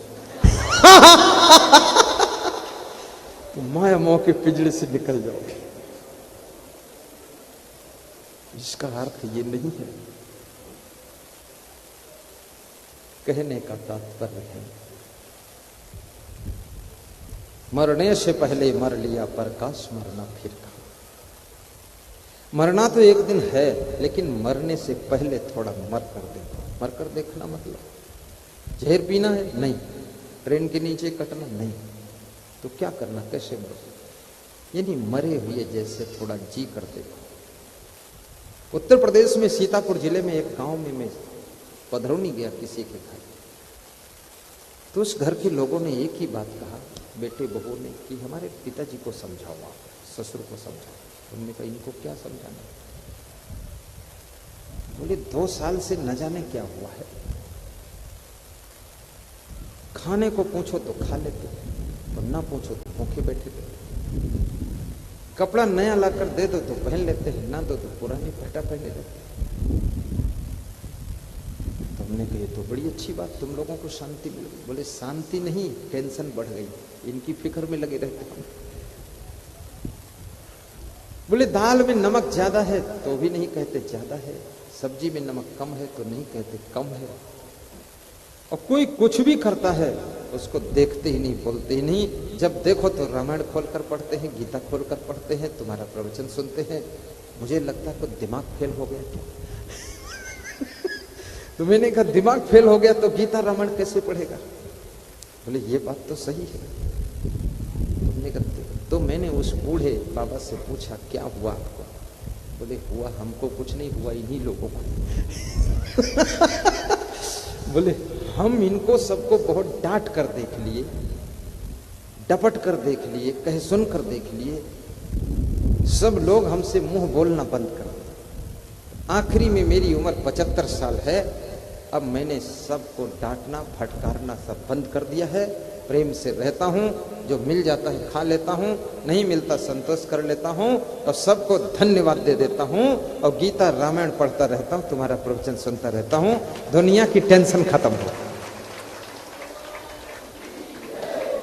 तो हमने कहा ये कैसा ज्ञान है? बोले मरने से पहले मर लिया, मरने से पहले मर गए। बोले एक दिन मरना तो था ही, तो उसका आनंद ले रहे हैं, निश्चिंत हो गए। ये सर्विस से तुम रिटायर क्यों होते हैं? रिटायर होने का मतलब है कि अब आनंद लेने का अवसर आ गया है। लेकिन लोग रिटायर यानी फिर से टायर बनते हैं, आनंद नहीं ले पाते, बहुत परेशान हो जाते हैं। गुरु सेवा जन बंदगी सत्संगत बैराग, तो जिसका जीवन सत्संग में डूबा है उसका भाग्य उदय हो जाता है। और जिसके अंदर वैराग्य है, वैराग्य क्या चीज है? किसी के धन को देख करके मन में लालच ना आए तो समझो वैराग्य। और किसी रूप को देख करके भी मन में राग न पैदा हो तो समझो वैराग्य। और किसी का सामान देखकर भी लालच न आए तो समझना कि वैराग्य हो गया।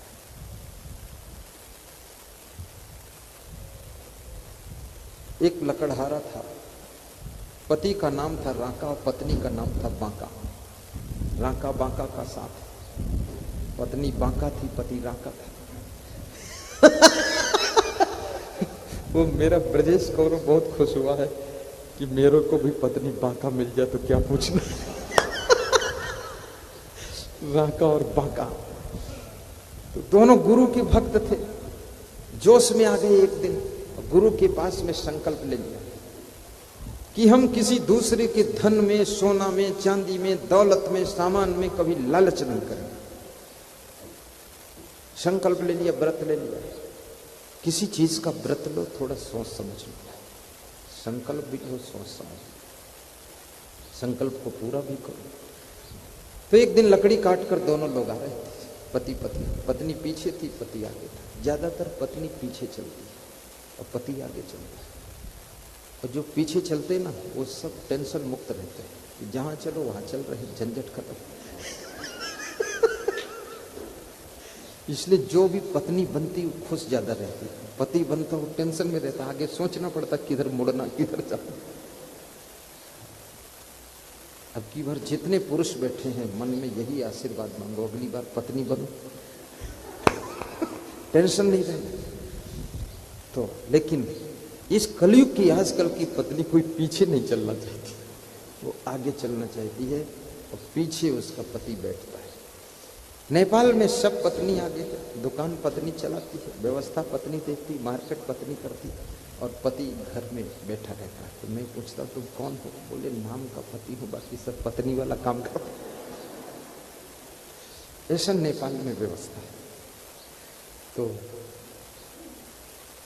थोड़ी दूर चलते हैं तो पति आगे है, देखता है कि एक स्वर्ण मुद्राओं से भरी हुई थैली पड़ी हुई है रास्ते में। तो पति ने झुक करके उसके ऊपर मिट्टी डाल दिया। तब तक पत्नी पीछे से आ गई। उसने कहा क्या कर रहे? तो कहा हमारा व्रत है दोनों का कि किसी का सोना चांदी देखकर ललचाना नहीं। तो सोने की मुद्रा से भरी हुई थैली, इसका मुंह खुला था, कुछ मुद्राएं बाहर थी, तो मैं मिट्टी डाल देता हूं ताकि स्त्रियों को सोना ज्यादा अच्छा लगता, कहीं तुम्हारा मन ललचा ना जाए तो तुम उठा लो। तो उस पत्नी ने जो बात कही, जो शब्द कहे, वो सुनने जैसे शब्द हैं और पति उन शब्दों को सुन करके शर्मिंदा हो गया। क्या कहा उस पत्नी ने कि तुम सोने की मुद्राओं के ऊपर मिट्टी डाल रहे हो, लेकिन मुझे लगता है कि तुम मिट्टी के ऊपर ही मिट्टी डाल रहे हो। इतनी बात कही। पति शर्मिंदा होकर उठकर चल पड़ा। बोला मुझे नहीं पता था। बोले आपको भी ये सोने की मुद्रा सोने की दिख रही है, इसका मतलब आपका त्याग पूरा नहीं हुआ है। मुझे तो दिखता है मिट्टी के ऊपर तुम मिट्टी डाल रहे हो। तो पति ने कहा तुम मुझसे भी आगे हो, धन्य हो देवी, तुम्हारी सराहना मैं करता हूं। जिस चीज को त्याग करने का संकल्प ले लो उसमें दृढ़ता होना चाहिए। कल मेरे पास में एक भक्त आए, बोले कि हमने कहा कुशल मंगल। बोले कुछ कुशल मंगल, कुछ बिना कुशल मंगल। फिर वो थोड़ा रो पड़े। नाम नहीं लूंगा क्योंकि यहीं बैठे इज्जत का भी सवाल है। तो हमने कहा क्या कुछ गलती हो जाती है? तो उनके साथियों ने बताया कि दारू पीते थे वो तो छूट गई, लेकिन पान तमाकू पुड़िया गुटखा खा लेते, उसी लिए दुख लग रहा है कि गुरु, इतना अच्छा गुरु मिला फिर भी ये गुटखा पुड़िया नहीं छूटी। तो मैंने कहा गुरु पूर्णिमा के दिन पूर्ण संकल्प ले लेना और पूर्ण रूप से छोड़ देना। तो आज इतने लोग बैठे हुए, जरा पीछे मुड़कर देख लो। अजब सिंह सिसोदिया क्यों नहीं देखते? उठ के देख लो, खड़े हो जाओ, देखो। निहाल चंद आप भी जिला पंचायत अध्यक्ष, देखा पूरा फुल हो गया कि नहीं? अब आगे साल क्या करोगे बताओ। बैठो, कमाल है। लल्लन तिवारी देख लो ना, फुल होना ही चाहिए। और जितनी संख्या बढ़ेगी उतना पंडाल बढ़ जाएगा। ये तो तुम बाद को यहां आते हो, तुम्हारा भाग्य यहां पहले आ जाता है, याद रखना।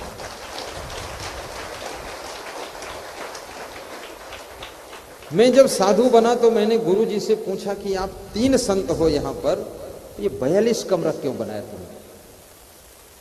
बोले तुमको पता नहीं, हमको पता था तुम आने वाले हो और तुम्हारे साथ 42 लोग पीछे और आने वाले हैं। वास्तव में मेरे साथ में 42 की बजाय 62 आ गए, वो कमरा सब भर गए। हम बाद को साधु बने, सन 65 में जन्म हुआ, सन 65 में आश्रम बनाना शुरू किया उन्होंने, और बन के जब तैयार हुआ तो हम तैयार हो गए, वहां पहुंच गए रहने के लिए। तुम्हारा भाग्य आगे आगे चलता है और तुम्हारी किस्मत बहुत अच्छी है। क्यों अच्छी है? क्योंकि अच्छी है इसलिए अच्छी है। और क्यों अच्छी? अच्छी होने में क्यों में क्या होता? आपकी किस्मत अच्छी है क्योंकि गुरु सेवा, जन बंदगी, सत्संगत, वैराग, ये चारों जब ही मिले तब जानो बड़ भाग। ये चारों चीजें आपको प्राप्त हुई हैं, इसलिए तुम बड़े भाग्यशाली हो और आपका सौभाग्य है।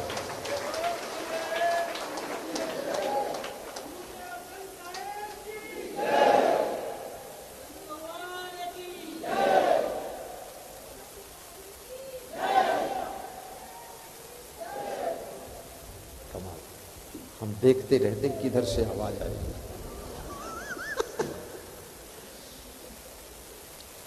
सुख करता बन के दुख हरता बन के चले आना, प्रभु जी चले आना। सुख करता बन के दुख हरता बन के चले आना, प्रभु जी चले आना। राम बन के कभी श्याम बन के चले आना, प्रभु जी चले आना। कभी राम बन के बहुत अच्छा। कभी श्याम बन के चले आना, प्रभु जी चले आना। सुख करता बन के दुख हरता बन के चले आना, प्रभु जी चले आना। सुख करता बन के बहुत सुंदर, ताली बजा कर गाइए। चले आना, प्रभु जी चले आना। तो मेरा में रूप में आना, तो मेरा में रूप में आना। सीता साथ लेके धनुष हाथ लेके चले आना, प्रभु जी चले आना। सीता साथ लेके धनुष हाथ, राम वनवास गए थे, सीता को साथ ले गए थे, प्रभु जी चले आना। सीता साथ लेके धनुष हाथ लेके चले आना, प्रभु जी चले आना। कभी साथ लेके, बहुत सुंदर, आनंद आ गई। धन्य है आंवली गांव, धन्य है कोटा राजस्थान, धन्य है आंवली के आंवला। के कभी श्याम बन के चले आना, प्रभु जी चले आना।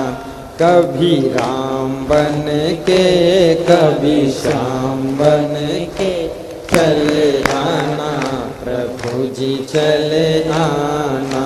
सुख करता बन के दुख हरता बन के चले आना, प्रभु जी चले आना। सुख करता बन के दुख हरता बन के चले आना, प्रभु जी चले आना। तुम्हें कृष्ण रूप में आना, तुम्हें कृष्ण रूप में आना।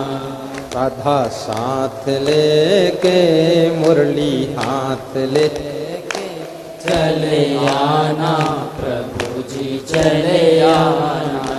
कभी साथ लेके मुरली हाथ लेके चले आना प्रभु जी चले आना। कभी राम बन के कभी श्याम बन के चले आना प्रभु जी चले आना। कभी राम बन के।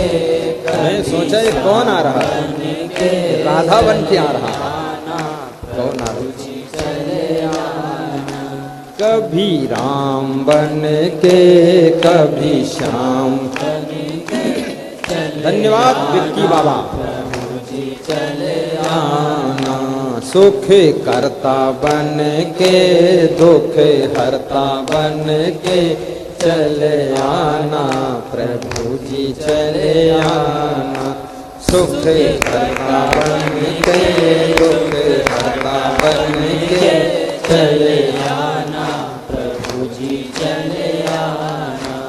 तुम कबीर रूप में आना, तुम कबीर रूप में आना। ज्ञान साथ लेके ध्यान साथ लेके चले आना प्रभु जी चले आना। ज्ञान साथ लेके ध्यान साथ लेके चले आना प्रभु जी चले आना।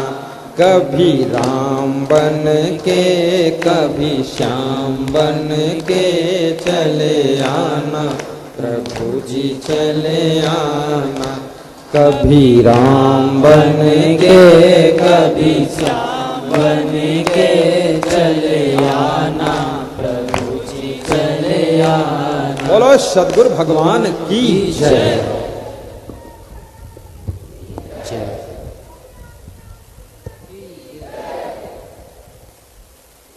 5 मिनट और सुनाऊं कि विराम दे दूं? 5 मिनट से ज्यादा सुनाने योग्य नहीं। क्यों नहीं है? क्योंकि भोजन सब ठंडा हो जाएगा। पूड़ी और तेल की खुशबू यहां तक आंखों में मार रही है। खाया तो एक भी पूड़ी नहीं, आंखें तिलबिला गई।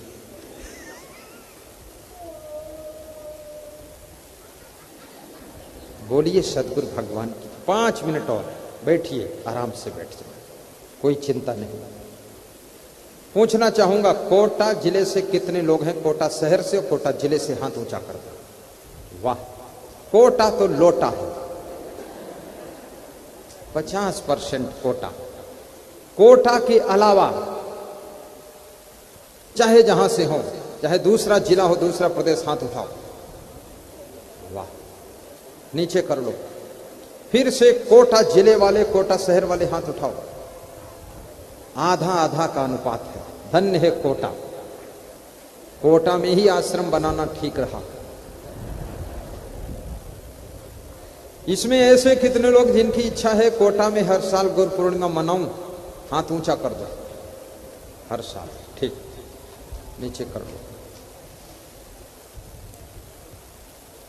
अच्छी बात है, आपने हाथ उठाया लेकिन मैंने नहीं उठाया। कभी बदल भी सकता है। आपको दूसरा प्रदेश दिखाना होगा तो वहां मना लेंगे। क्योंकि उज्जैन में, ओंकारेश्वर में नया आश्रम बनने का प्रारूप तैयार हो रहा है, जिसका टीवी में भी प्रचार चल रहा है, जिसके लिए आज दुर्गा शंकर कुशवाहा ने 21,000 रुपये नगद यहां भेजे। धन्यवाद, बैठे हैं। और करीब करीब 1 करोड़ रुपया संकल्प हो चुका है।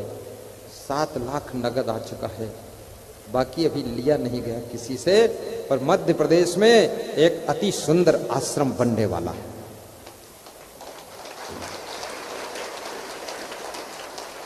उसके लिए बहुत से लोगों का सहयोग है। लेकिन ये कोटा का आश्रम भी बहुत अच्छा रहेगा।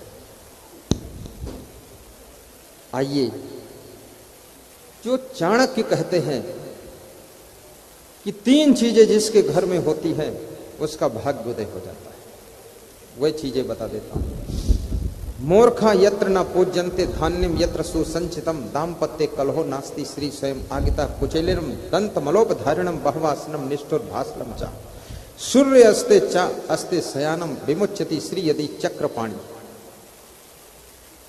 दारिद्र्य नाशनम दानम शीलम दुर्गत नाशनम अज्ञान नाशनी प्रज्ञा भावना भय नाशनी उद्योग नास्ति दारिद्र्यम जप्तो नास्ति पातकम मौने चा कलहो नास्ति जागरतो नास्ति भयम।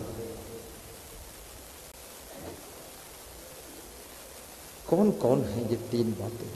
मूर्खा यत्र न पूज्यन्ते, जिसके घर में मूर्खों का सम्मान नहीं होता है, बुद्धिमानों का सम्मान होता है,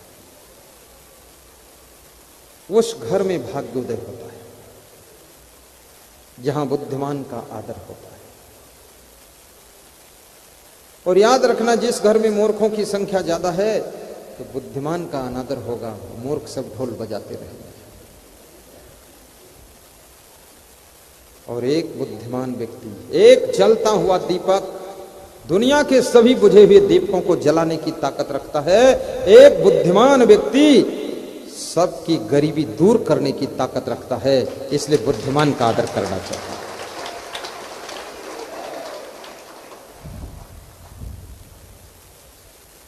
इस वर्ष मैं नेपाल में गया था, धनुषा जिले में, जहां राम जी ने धनुष तोड़ा था, उस जिले का नाम धनुषा है। तो वहां एक बूढ़ा आदमी बड़ा स्ट्रिक्ट मैनेजमेंट करता था पूरे घर का और व्यवस्था का। तो मैं उसको देखकर हंसता था, बहुत फास्ट माइंड है इसका। तो उसके घर के नवयुवक कह रहे थे, अरे इनका माइंड 10-20 गांव में इनका कोई पार नहीं पाता, इतना बुद्धिमान है। और बुद्धिमान से काम लेना, ये भी दूसरे नंबर का बुद्धिमान ही काम ले सकता है। बुद्धू कभी बुद्धिमान से काम नहीं ले सकता है।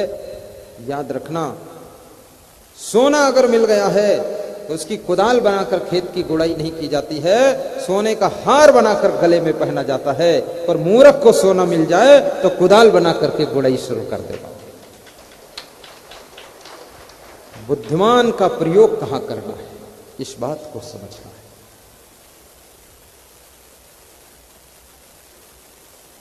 मूर्खा यत्र न पूज्यन्ते धान्यम यत्र सुसंचितम। और जिसके घर में अन्न का अपमान नहीं होता है। एक तहसीलदार हमारे आश्रम पर आया, परिवार सहित आया दर्शन करने, नेपाल बॉर्डर वाले आश्रम। तो मैंने कहा भोजन कर लीजिए। बोले सब्जी और दाल बनाकर वाइफ रख आई, अब केवल रोटी बनाना है, आटा भी गूंथ कर रख दो, वो खराब हो जाएगा घर में। तो मैं कुछ नहीं बोला। तो उन्होंने कहा अगर हमारे घर में चावल बच जाता है तो सुबह गर्म करके उसको बघार कर छौंक कर फिर से हम खा लेते हैं। और मैं बहुत गरीब परिवार से हूँ, लेकिन तहसीलदार बन गया हूँ, प्रमोशन एसडीएम का हो गया है। हमने कहा धन्य हो तुम, धान्यम यत्र सुसंचितम। जिसके घर में अन्न के दाने का सम्मान होता है, अन्न के दाने दाने को संग्रहित करके रखा जाता है, उस घर में कभी गरीबी नहीं आती है, भाग्योदय होता है।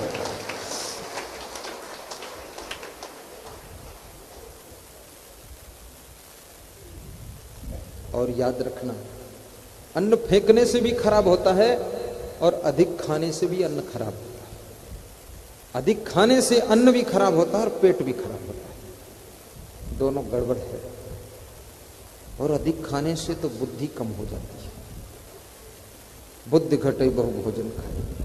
इसलिए एक नियम बना लीजिए, कितनी रोटी खाना है, कितनी सब्जी खाना है, रोज उतने लीजिए, उससे ज्यादा मत लीजिए। जैसे अभी हमारे संत जी बता रहे थे ना, गुजरात में बड़ा टेस्टी बनता है।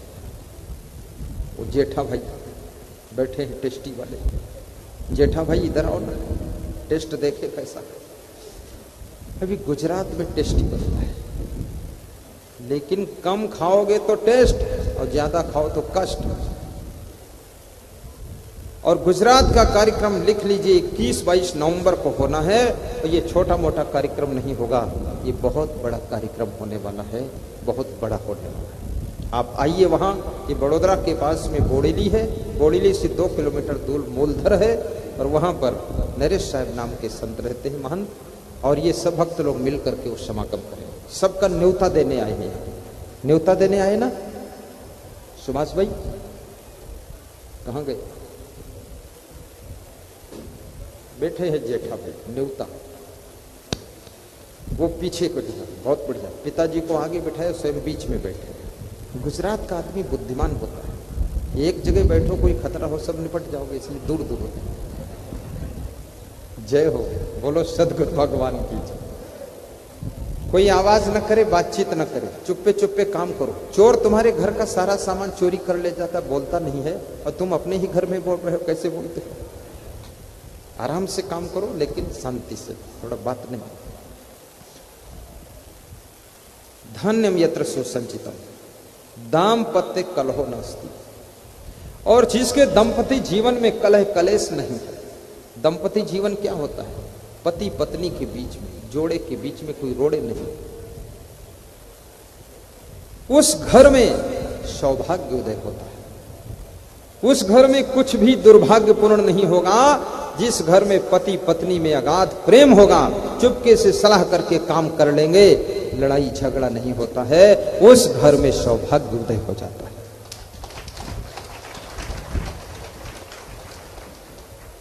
इसके लिए तुलसीदास कहते हैं, जहां सुमतितः संपत्ति नाना, जहां कुमतितः विपत्ति निधाना। गा दीजिए चौपाई, थोड़ा रामायण का भी रस लिया जाए। जहाँ सुमति तहाँ संपत्ति नाना, जहाँ कुमति तहाँ विपत्ति निधाना।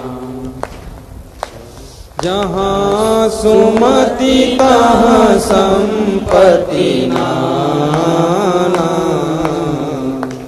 जहाँ कुमति तहाँ विपत्ति निधाना। जय हो। सुमति और कुमत, कैकेयी के पास में सुमत थी, लेकिन मंथरा की संगत से सुमत कुमत में बदल गई। याद रखना, संगत यदि गलत है तो आपकी बुद्धि कुमत में बदल सकती है।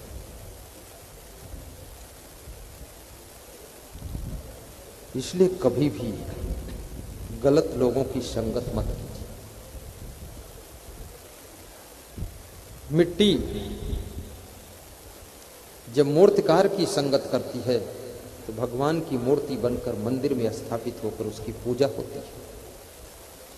और वही मिट्टी, याद रखना, जब एक किसान की संगत करती है तो उसमें हरी भरी फसल लहलहाने लगती है। और वही मिट्टी जब ईंट भट्ठे वाले की संगत करती तो ईंट बन करके बिल्डिंग खड़ी हो जाती है और 100 साल तक उसमें लोग आराम से रहते हैं। और वही मिट्टी जब किसी महान गुरु के चरणों की संगत करती है तो चरण धूल बन जाती है, जिसको लोग मस्तक पर रख करके अपनी जिंदगी को धन्य बनाते हैं। मिट्टी वही है। सबको शुभकामना करता हूं। ये 3 बातों का ध्यान रखना। दाम्पत्य कलहो नास्ति श्री स्वयमागता। आज गुरु पूर्णिमा का पावन पर्व है। गुरु पूर्णिमा का अर्थ होता है गुरु के प्रति पूर्ण श्रद्धा, पूर्ण सेवा, पूर्ण भाव और पूर्ण भक्ति हो। पूर्ण संत अगर हो तो गुरु के चरणों में पूर्ण समर्पण और पूर्ण वैराग्य हो तो समझ लो आपकी गुरु पूर्णिमा सार्थक हो गई।